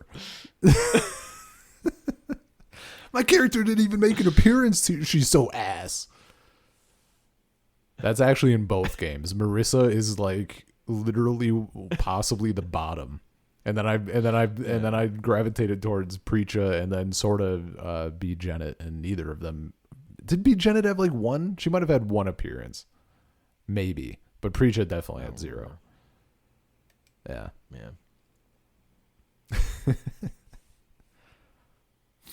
Oh, it's funny because I felt like every time I played online, all I saw was Preacha. I mean, like, really, I'm a Billy main, but I just don't want to. I didn't want to do that to you. I didn't want to do the 10-0 on. Billy did appear. Yeah, because he's fucking He has a staff. He's playing a weapon fighter and a non-weapon fighter. I'm not playing top tiers in 6. I guess you were playing Chun and Jury a little bit. Yeah, Jury is like my character now. Well, she won a championship, so that you're sorry. Tier whore. Okay. That's how that works. I think Chun-Li was appearing early in 6. Jamie I didn't see her this time. In 6, Jamie just won something, and there's like one dude in the server I'm in who plays Jamie, and he's like, "No, my narrative." Because he's like never fucking won anything before, and now, but he's really annoying to deal with, right? He's like one of those characters. Yeah. So he finally won, and this dude was like crashing out. The other games I watched a bunch of were, Max kept going in on Soul Calibur 6. Hell yeah! Gameplay. And he was like, if there was one game I could use my power to save, it would be Soul Calibur 6. Yeah. Like I love that game. He said, dude. like, if this game could get like a new version that was like $20 with all the characters and rollback, maybe. Yeah, and rollback netcode. Dude, if it got rollback, it could do well. Yeah, that game is sick. Yeah. So that was fun, and then I watched, and also a bunch of Virtua Fighter 5. Yeah, which that game, it actually corresponds to a lot of the things I'm saying about liking decision points or whatever, but also that game's kind of sauceless, so I don't know. Yeah, if like that's what you want out of a game, it's fucking great, right? Like if you're all in on just like the decision points and like the good complexity, I guess I would say. Because like I feel like in theory I am, but I'm like, well, why do I not like this more? Because like there's no sauce. Yeah, I'm hoping 6 will just like be cooler. 6 is gonna have a fucking like so square. 6 is gonna have cool. it's gonna be called the spark system, and you're gonna hit 2 buttons to like do a super spark that like crushes moves, and then if you tap forward while doing tapping another 2 buttons, you'll do a speed spark that also extends combos. You know they're gonna do some bullshit, man. Nobody can fucking resist. It was also funny because Max had been saying no one in Tekken players had never gone backwards in a game, and then people in the Tekken community were like, "No, that's not true."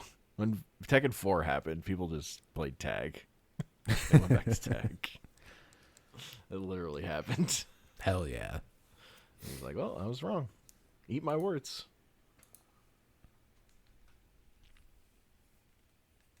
Yeah. Sometimes the game is bad, and you just go backwards to the old game.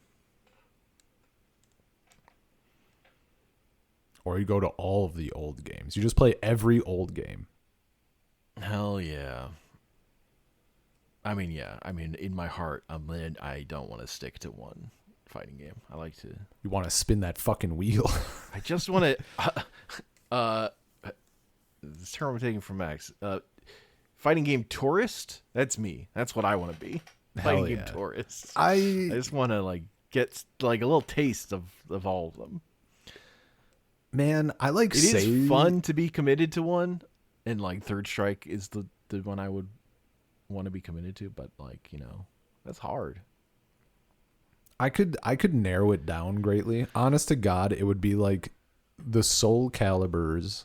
It would be for me, it would be the Soul Calibers, it'd be Gundam Wing Endless Duel, Third Strike. If only there were a tier list we could make. I know. But like this is like the ones that I'd want to play like just like if I had like a mini wheel by yourself, right? Not even by myself. Well, yeah, but just like I guess by myself or like by myself or like, you know, on a ladder on a ladder. Yeah, to be spending a lot more time in. If you could ideally have like a ranked ladder of full of people at your level at any given like time. Like Street Fighter 6 level of players and even matches. Yeah. Like because I will say like a big appeal of Street Fighter 6 is it's very popular, so there are a lot of people at various skill levels to play with at any given time. I mean, it might be less for you in Armenia, but it's way more than Tekken. yeah. Tekken has nothing here. yeah. So, like, one of my problems with City of the Wolves as a thing that exists in the world is I feel like the people that are playing that are all too sweaty for me. It doesn't have it wasn't popular enough to have like a casual, like I was in fucking Wood League getting my ass kicked. like I have to try to do anything online in that game, and I'm just like, it'll take so much work to have fun here. Yeah. Honestly, I think my true, maybe it's, I don't even know if it's Soul Calibur. Like for my true game, like Gundam Wing Endless Duel just is always fucking fun. I just find that game very hype in a way that even when I'm getting my ass kicked, it's just hype. Sure. And that's like the only game to really hit that. Like even with random people, like obviously if I'm getting my ass kicked by you, it's a fucking offense and you should apologize for cheating.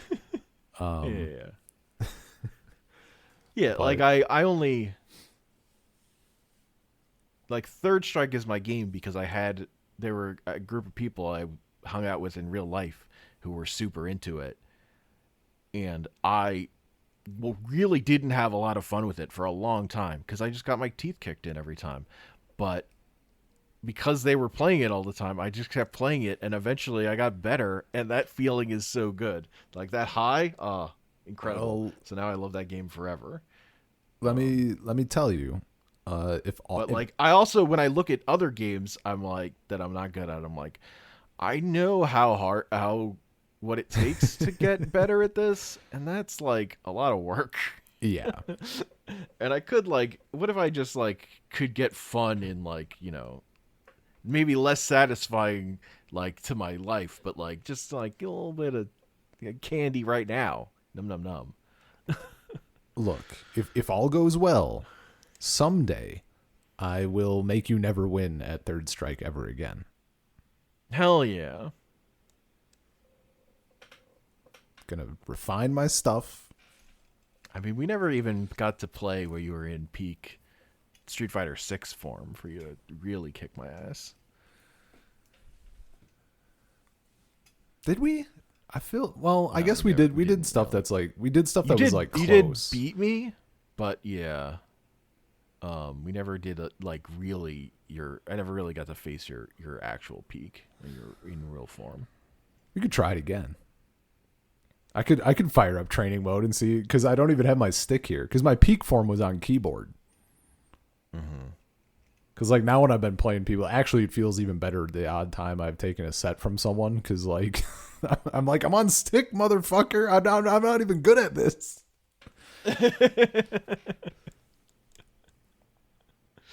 It would be interesting. I should fire that game up and see, because I did bring my little leverless controller that has like the buttons that actually like fit my fingers nicely. So I should try that out. Or I have my keyboard here. I can just go back to Old Faithful.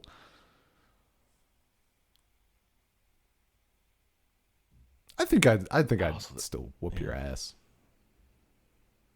I'd be fine. Probably. I did get much better at that game when I switched to Jury. See, and that's like the only any other character. That is a matchup problem. But I guess you wouldn't be doing like any of the, you probably wouldn't be doing the same like hyper scummy shit. But there, I forget who it was. There was one of the last. I'll be like EX dragon punching or whatever. Yeah, the classics. There was and I haven't played in a while either. So there was a big streamer, like one of the last people who was playing Marissa fairly regularly, and someone asked him what to do against Jury, and he's like, just pray. Like, honest to God, it's such a fucked matchup. Like, just hope that they mess up. Hell yeah. She's so scary. Oof. She's so fast. She is fast. She's got good reach. Mm-hmm. It's the things I need. I need that good bread and butter. Yeah, man. I don't. I just need Gladius. That's all I do is fucking Gladius. It's the everything button. Hell yeah.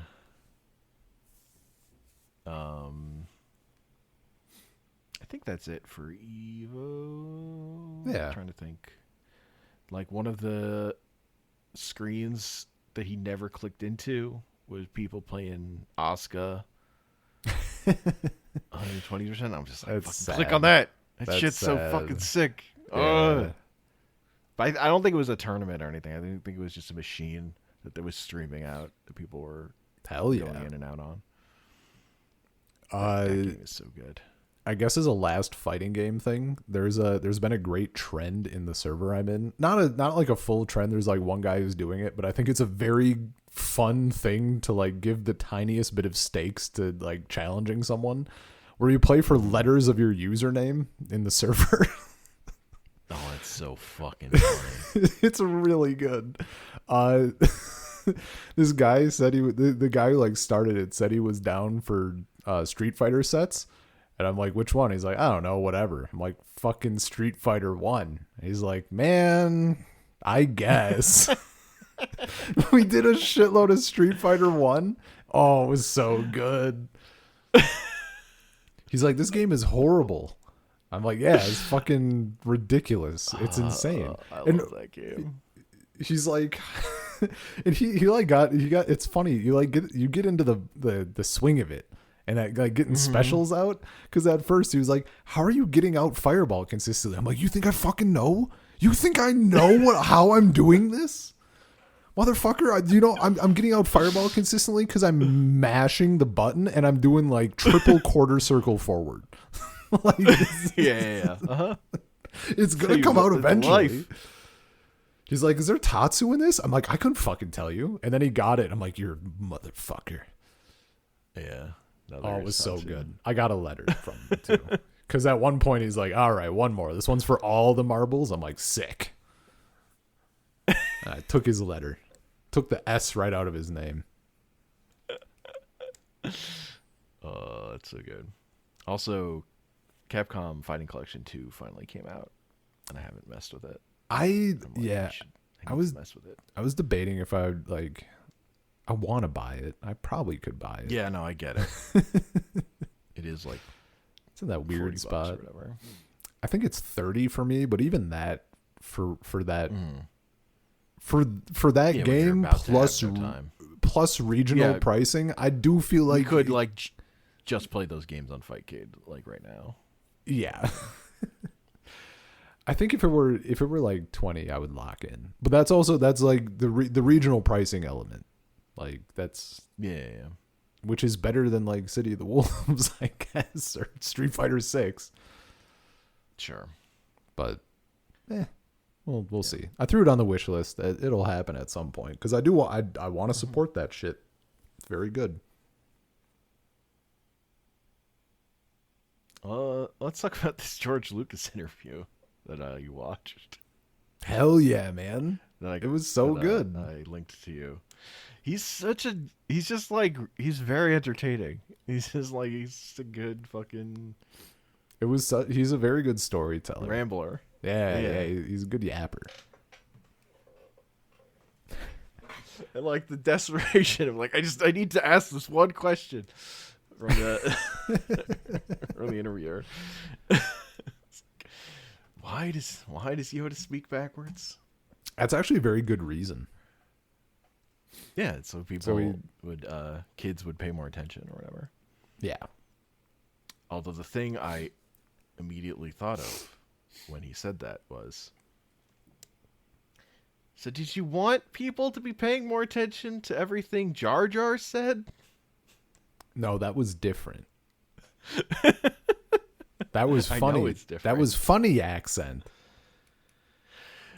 Yeah, That is rooted in a long history of racist caricatures having funny accents. Yeah, it's funny. That's why it's so funny, dude.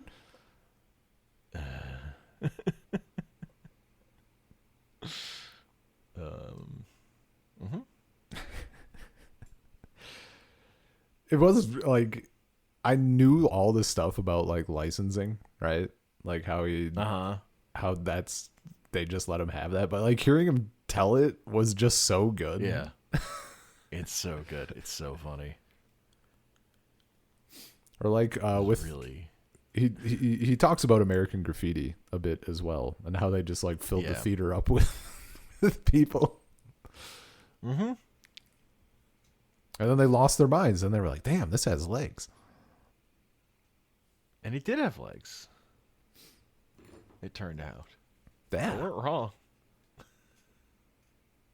Oh, it was a very, very entertaining interview. Yeah. Do you know what the context of it was? I actually forgot to look like what was going on that he was on this thing, because they mentioned like something about like this time of year or whatever. I don't actually know what was up.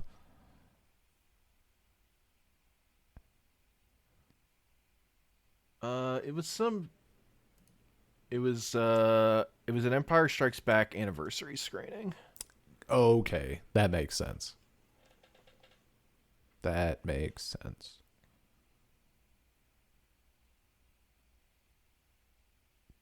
Yeah.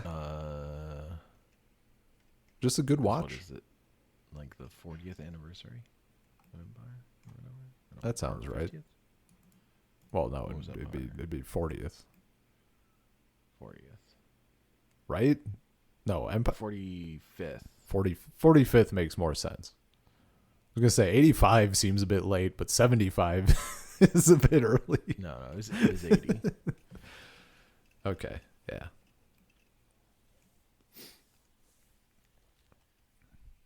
That's a long time ago. Yeah, it's older than me. I don't buy that. You saw that movie in theaters as what, a spry 25-year-old?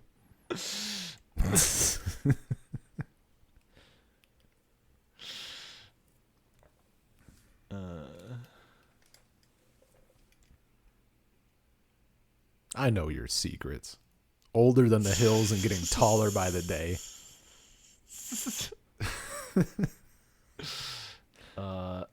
Anyway, that was just a charming Star Wars thing. But link it in the description. I will link it in the description. It's like 20. It's like 25 minutes or something. It's not bad. That is why I thought it was going to be like a 2-hour thing. That's why I linked it and the fully thing in the doc, was so that I wouldn't lose the link. Gotcha. So I could put it in the description. I didn't expect you to watch the fully cool thing. I was kind of. I was like, is he expecting me? Because like he knows I'm not going to. Does he think I'll be enticed because the link is there? Because that's a little bit more correct. Like I could. It's just a click away. It's right in front of me now. Yeah. I mean, if that happened, I would not be mad about it, but I did not expect. My reaction would have been like roughly the same. I would have been like, this was really cool that they got to do this. Mm-hmm. It made me think of it made me think of the other thing that I linked to you for Star Wars, was that anime opening. Oh, that was good. That was good shit. Well, Demon Slayer opening. Yeah, and all the footage that's in that is from the Galaxy of Adventure shorts that they make. Oh, it's an official thing. I didn't know that. I knew about the Galaxy short. Like I knew that. Yeah, they animate like parts of the Star Wars movies, but they use the audio from the original movies. That's crazy. I didn't know that's what those looked like. I just heard like the term. I didn't like ever check them out. And it didn't click into my head at first, but then I saw the shot. There's the shot in there that shows the Battle of Yavin, or Battle of Endor, rather. Battle of Endor, and it shows Rex is one of the people at the Battle of Endor. Hell yeah. And I remember seeing that when I was looking up Rex stuff. And like the thing of like where they just like Filoni's headcanon was this old guy in Return of the Jedi was Rex. Yeah, so we just made that which is not true. They decided to not make that true. Because that guy's a separate character that exists or whatever. Really, his own Wikipedia page. Did they retcon that? And is that like not canon anymore? I think, or was it just in Legends? It's not canon that guy is Rex. That guy is not Rex. I think it is canon that Rex is there, but he's just not actually not in the movie. Gotcha. Okay. Because I knew that to be Rex, but I don't. I mean, we could. Filoni definitely said like it was his Palpatine thought to make that guy Rex, but that he ultimately didn't follow through on it. I mean, what if we? It can be headcanon for people, is more like the thing. Well, I don't think I'm going to be able to.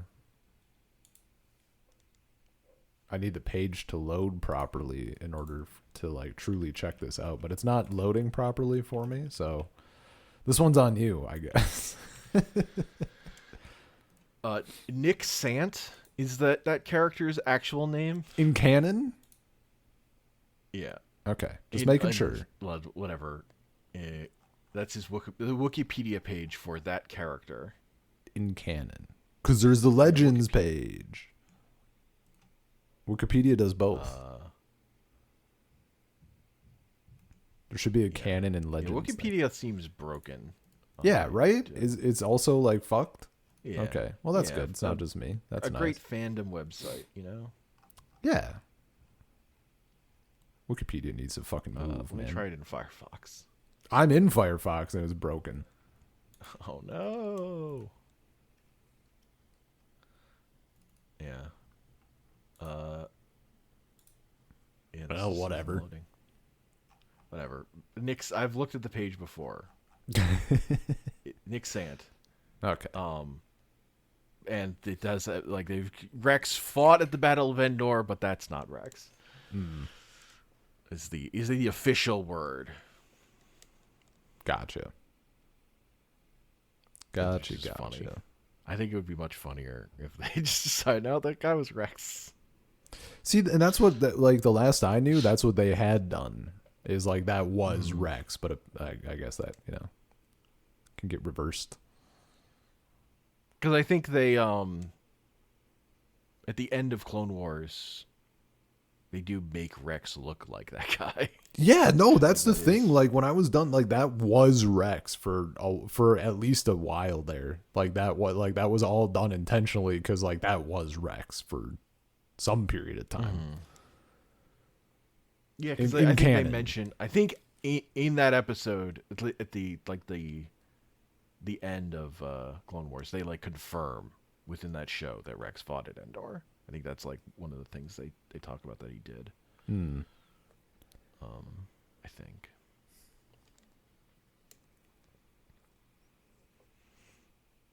You watched a thing that's close to Endor. I did. I watched Andor season 2 finished because they aired 3 episodes at a time, which is tremendous. What a great way to air a new season of television. So you get the week to week, but also it's done in a month. Yeah, that's pretty good. It's like a meaty thing, but also it's just you get it over with. Yeah, you get to watch it all. It's like getting a little Star Wars movie every week. Yeah. And it's great. It's so good. I don't think it hit as hard to me as season 1 did, but part of that is structural because season 1 is basically 1 year in Andor's life, and season 2 is every 3 episodes it's a new year because it's like so it covers like 4 years. Going from the end of we're getting from 5 BBY to 0 or whatever. Sure. Because it leads directly into Rogue One, right? It leads directly into Rogue One. Like so one of the other things is it doesn't have quite the storytelling, the room for the storytelling finale that the first season did, because it has to end with like the point at which the show ends is Cassian getting on the ship to go to that place where he meets his source and kills him in Rogue One. Yeah. I forget the name of that. Like Kafriti. Yeah. He's like going to Kafriti at the very end of season 2. So like, our finales with characters get sort of spaced out along the way. As like there's like the big overarching plot is based around Gorman and the Empire sort of setting up to instigate the Gorman massacre so that they can mine the planet for the stuff they need for the Death Star. Right. And it was the show like solved a piece of lore quandary, which in the history of there are 2 Gorman massacres in Star Wars. So this squares that, where the first one is like 100 people died because Tarkin like landed a ship on them as they were protesting. Great. So there's like a memorial in the center of town to that in this, and then this is a second bigger massacre at a protest happens in the show. It's like a big set piece thing. Gotcha. Which then leads into Mon Moth is another like canonical thing that then happens is Mon Mothma's speech at the Senate where she denounces Palpatine finally, and then has to fucking run away. Bounce. Yeah. And so we get to see that. And then at the end, they're like, yeah, now we're going to hand you over to Gold Squadron so that you can come in on like a big ship and we can make like a show of it to change to build the narrative. And you give the speech again because she has to give the speech that she gives in Rebels.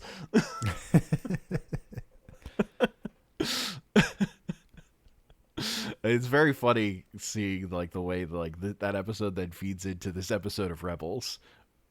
And it's, the Genevieve O'Reilly is playing the Mon Mothma in both these things. Yeah. Oh, that's fun. Oh, that's super cool. I love that shit.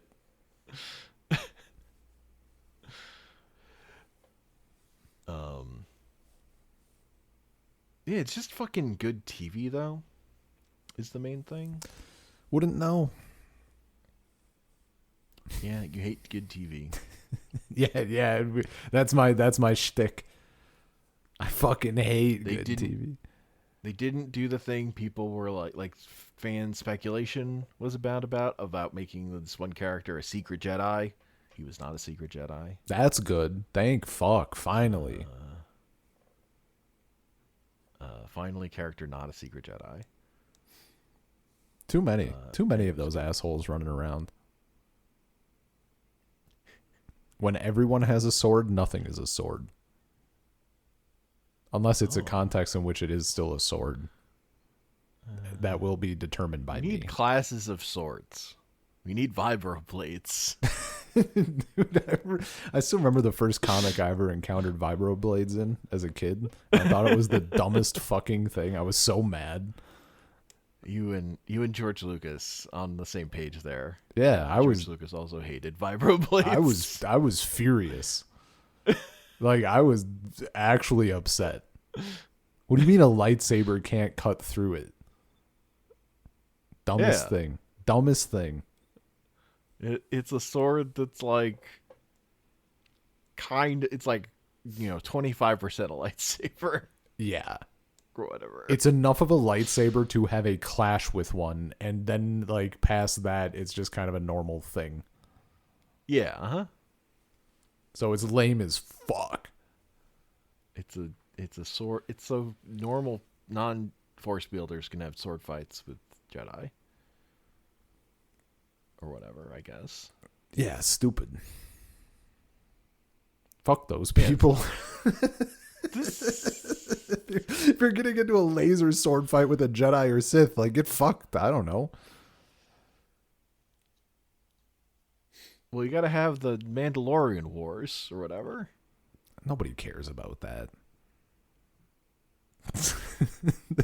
You know who cares about that? Dave Filoni. Yeah.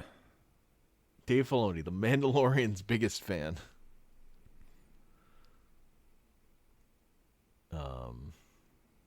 I was you couldn't see I was shaking my head. I was shaking my head. I realized that in the moment, I'm like, Hank can't see this. He keeps a vibro blade under his hat. Man. Oh, vibro, they just suck so much. I respect someone not being a secret Jedi. As much as I do like me a lightsaber, and that's a big part of my enjoyment in Star Wars. Not everybody needs to be a Force user, man. Sometimes the wrong people become Force users or Jedi or whatever, and that sucks. When it should have been someone else. But, Yeah, nobody wound up using a lightsaber in the show. You hate to see it. We did get a character shooting himself in the head. Was he okay? No, he was committing suicide because he was shamed and didn't want to face. It was the head of the Imperial CIA or whatever. Gotcha. Like you see him like quiet, puts the gun on the table in front of it. It's like I just need a moment. Puts the gun in front of him, puts up on the table, and then it cuts, and you hear bam. Yeah. Star Wars. Star Wars stuff. It's very funny because, like, this is a TV show for adults that plot-wise feeds into a TV show for children. Just funny. Even Star Wars as a property. And the thing I would say, but I will, if you had a thing to say. Oh, I was just gonna say, like, George Lucas in that interview saying, like, his thing for 12-year-olds or whatever. Yeah. That adult men get fucking angry about to an insane degree. Yeah, man. Ridiculous. Because if it's for 12-year-olds, then it's cool. When it's adult men getting angry about, then it's the saddest thing in the world. Yeah. It's like, what have we done? But if it's just a thing for 12-year-olds, that's sick. What a cool thing. Yeah. So the thing that I will say that makes Andor feel very Star Wars, particularly this season, is that it is treating Star Wars as, which was one of the things I came around to liking about Clone Wars and Rebels, of like as these prequel property things, of like Star Wars exists as a history where there are events that happened that you have to take into account, and now we get to tell a story weaving through those events. And that's, I think, like the biggest asset to Star Wars as a thing in which to make prequels about, is like George's dedication to the lore as like a historical thing or whatever. Like other people making stories out of that stuff, I just think is good.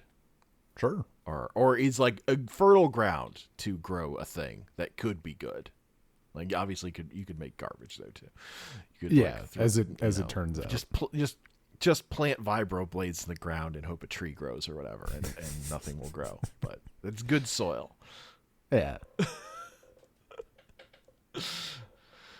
I gotcha. Yeah.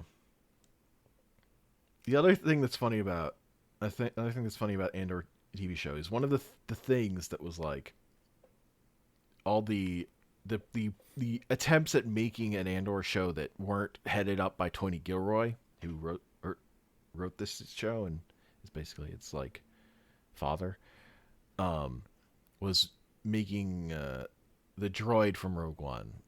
What's his name? K2SO? I couldn't fucking tell you, man. I saw that movie once. It was like, yeah. It was like the droid. It was like making him like a main character. Like it was all Andor and him having adventures. Because that character is very popular. And the show, like, and Tony Gilroy's thing is like, that character's great, but he is like the death of story. You have to hold him back as long as possible. So they basically hold him back till like the last set. He might even only be in like the second to last episode. But when he shows up and starts doing stuff, he's so fucking good. Nice. It's so funny because he's a droid. He's like a droid that exists. Like the first time we see him as before he's been reprogrammed is as an Imperial droid who's here to just fucking murder people. Like these are droids that just go around and like kick things into people, throw people, just like murder people. And then they drive a truck into him and then like bring him back to Rebel Base and reprogram him or whatever. So then he's like chill, but he's still like into murdering people. That classic archetype of flesh bags or whatever. Hell yeah. That Star Wars has done before. So when he just starts fucking up stormtroopers, it's so good. He just like walks up to him and like backhands them and like goes flying. Oh, nice. And he's like kind of polite in his like speech patterns. Yeah. It's like, C-3PO-esque, but also is here to fucking just murder stormtroopers. It rolls. And it's very fun. Once and they held back the treat so that when they give it to you, it's fucking amazing. Yeah. It's very good.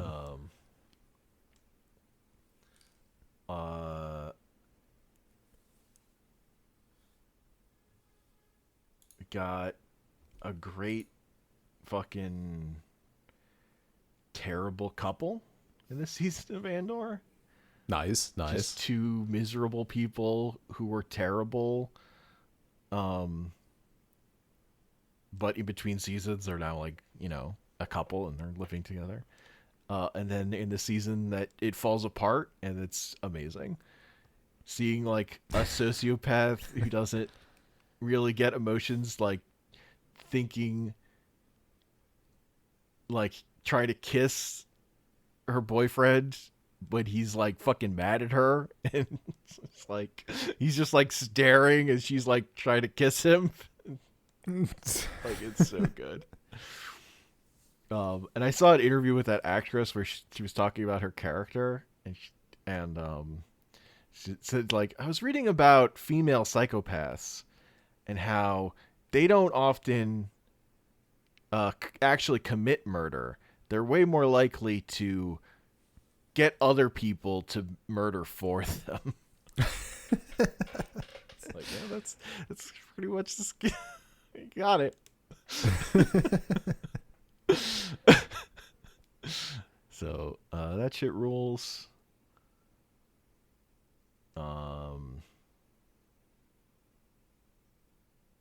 Yeah, it's just well written. The season opens on a 3-day marriage.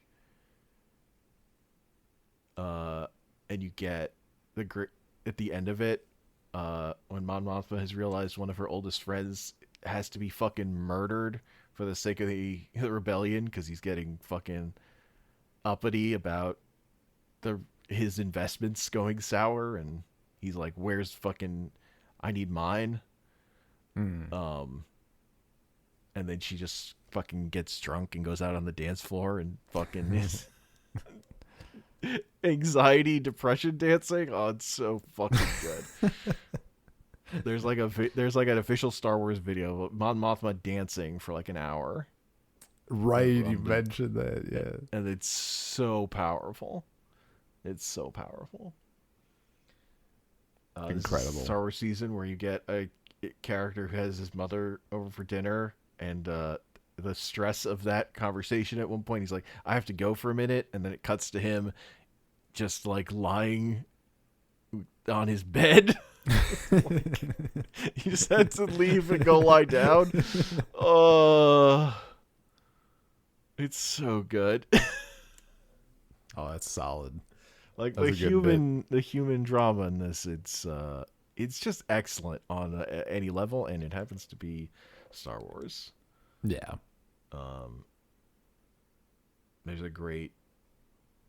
There's some great Forrest Whitaker as Saw stuff.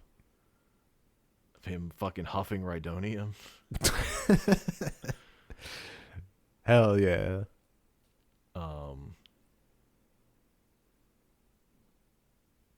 Yeah, I don't know. Again, I don't think it hit as well as season 1, but season 1 is fucking incredible, and this is still extremely excellent all the way through.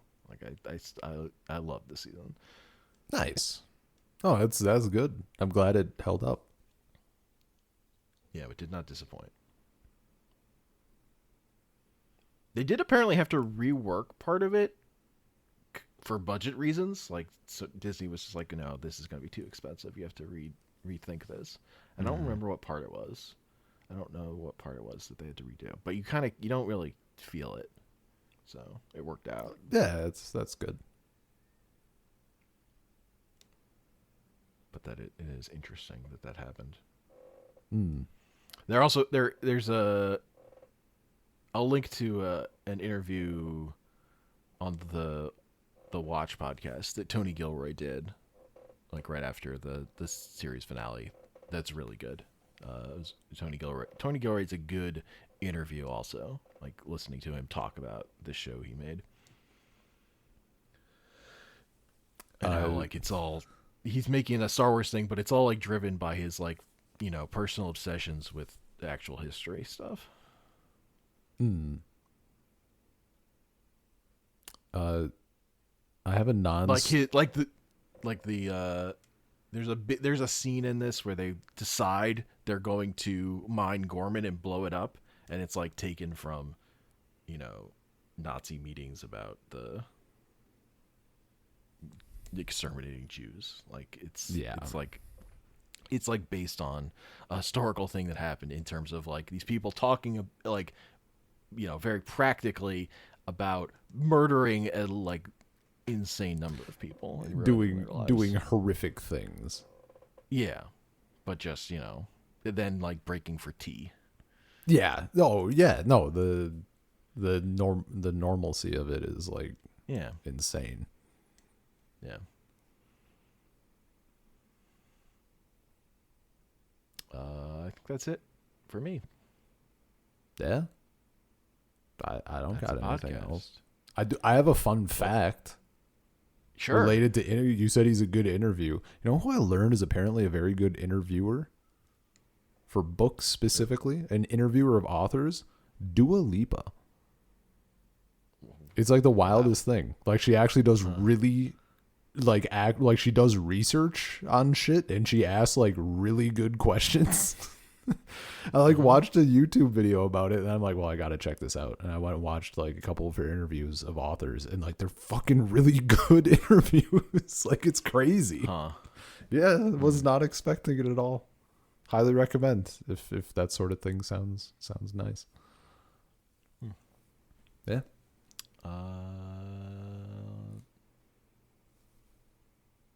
But I haven't rewatched Rogue One yet.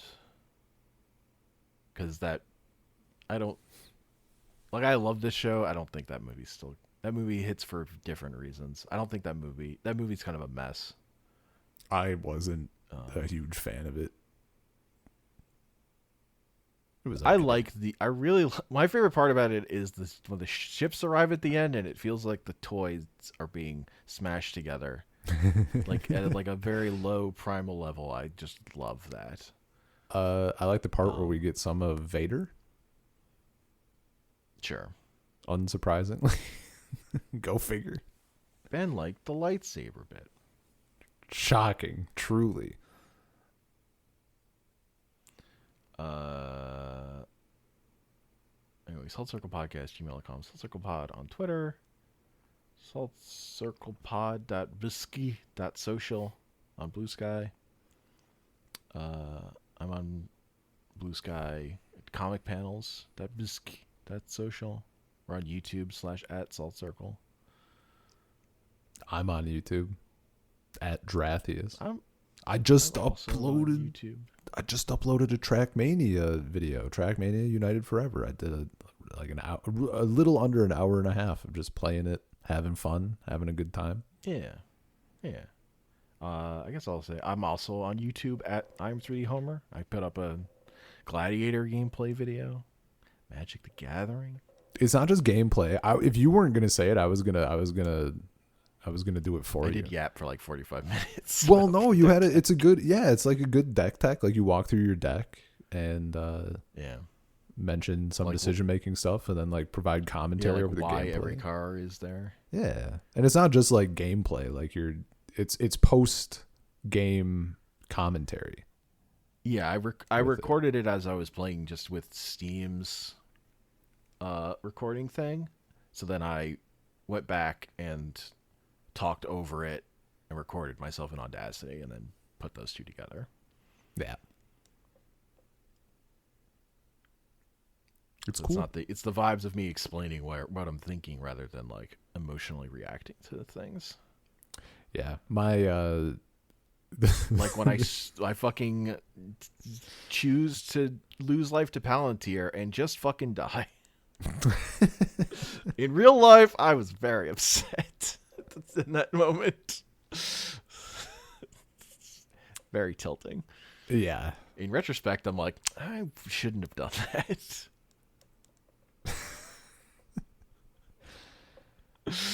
Yeah, my video is all the Eldrazi and all the Ulamogs. Mine was the opposite. I'm just reacting. Hell yeah. That's all I can do. Pure emotion. We're just representing the two sides of the brain. It's really, yeah.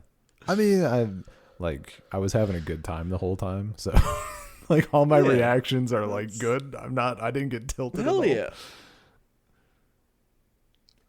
I do that off camera. Yeah, I mean, I don't really want to record myself fucking losing my mind. That's not fun for me. That'd be very cursed because you don't lose your mind that much, like playing games especially. Mm-hmm. No, I don't start like fucking cursing.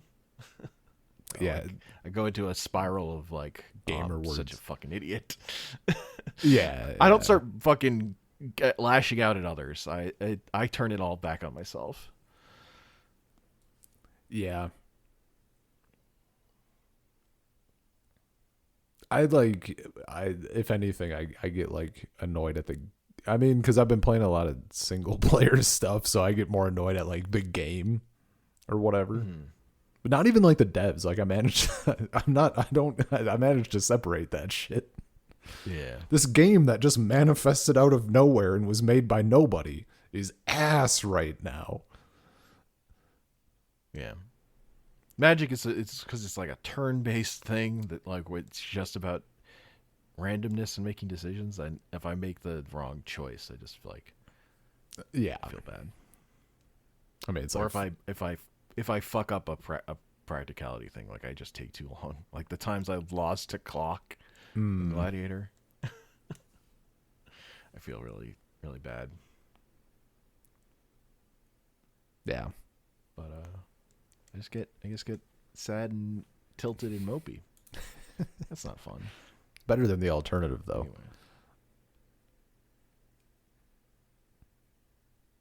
I guess it's just different. Yeah. I mean, it's definitely better than saying slurs. That's kind of what I was thinking. I'm like, it's better than like just getting into like really heinous shit. Yeah. Like, I don't want you to be sad, but I don't want you to like just start attacking people. No. It's just honestly not how I generally react to things. I don't get mad crazy that way. Yeah, same. I can't say that I've ever look, I fucking love making jokes about gamer words and like busting out the slurs, but like never once in my fucking life have I even come close to be like, I don't even, it's such a, who the fuck gets angry in a way that's your go-to? Like, what? It's fucking insane to me. I can't fathom it. Like, blaming your teammates for being shit, sure, but like busting into the really nasty stuff, it's insane. It's crazy. Yeah. I feel like it definitely comes from that same place of busting into attacking other people, though. Yeah, but like using slurs, like it's an extension. It's pushing. It's obviously pushing it farther. But I at least understand the part of like some people just the way they react. They just like lash out. Yeah. That's just the way they emotionally react to the thing. Mm-hmm. No, like that I get, but and it's also different if you're like, if you're just like on your end, like thinking to yourself, right? Or like if you were like talking to me or something, like when like we play HOTS and I get a little huffed or whatever at teammates, I'm not in the fucking text chat like telling them to kill themselves or whatever. Like, I'll rip on them, but some people fucking drive like that, right? Like they get fucking mad while they're driving. They're not streaming themselves driving. Nobody else is like seeing that except the people they live with, like their family. Yeah. But I feel like it's of a piece with that, right? It's like if you get fucking mad at video games, you probably get mad when you're fucking get cut off in traffic too. I would imagine. And those people I've seen out in the real world in life. I've seen people fucking yelling.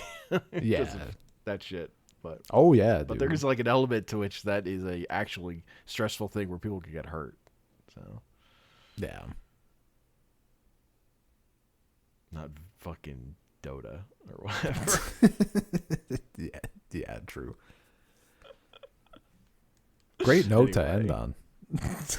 Hell yeah. Fucking die mad.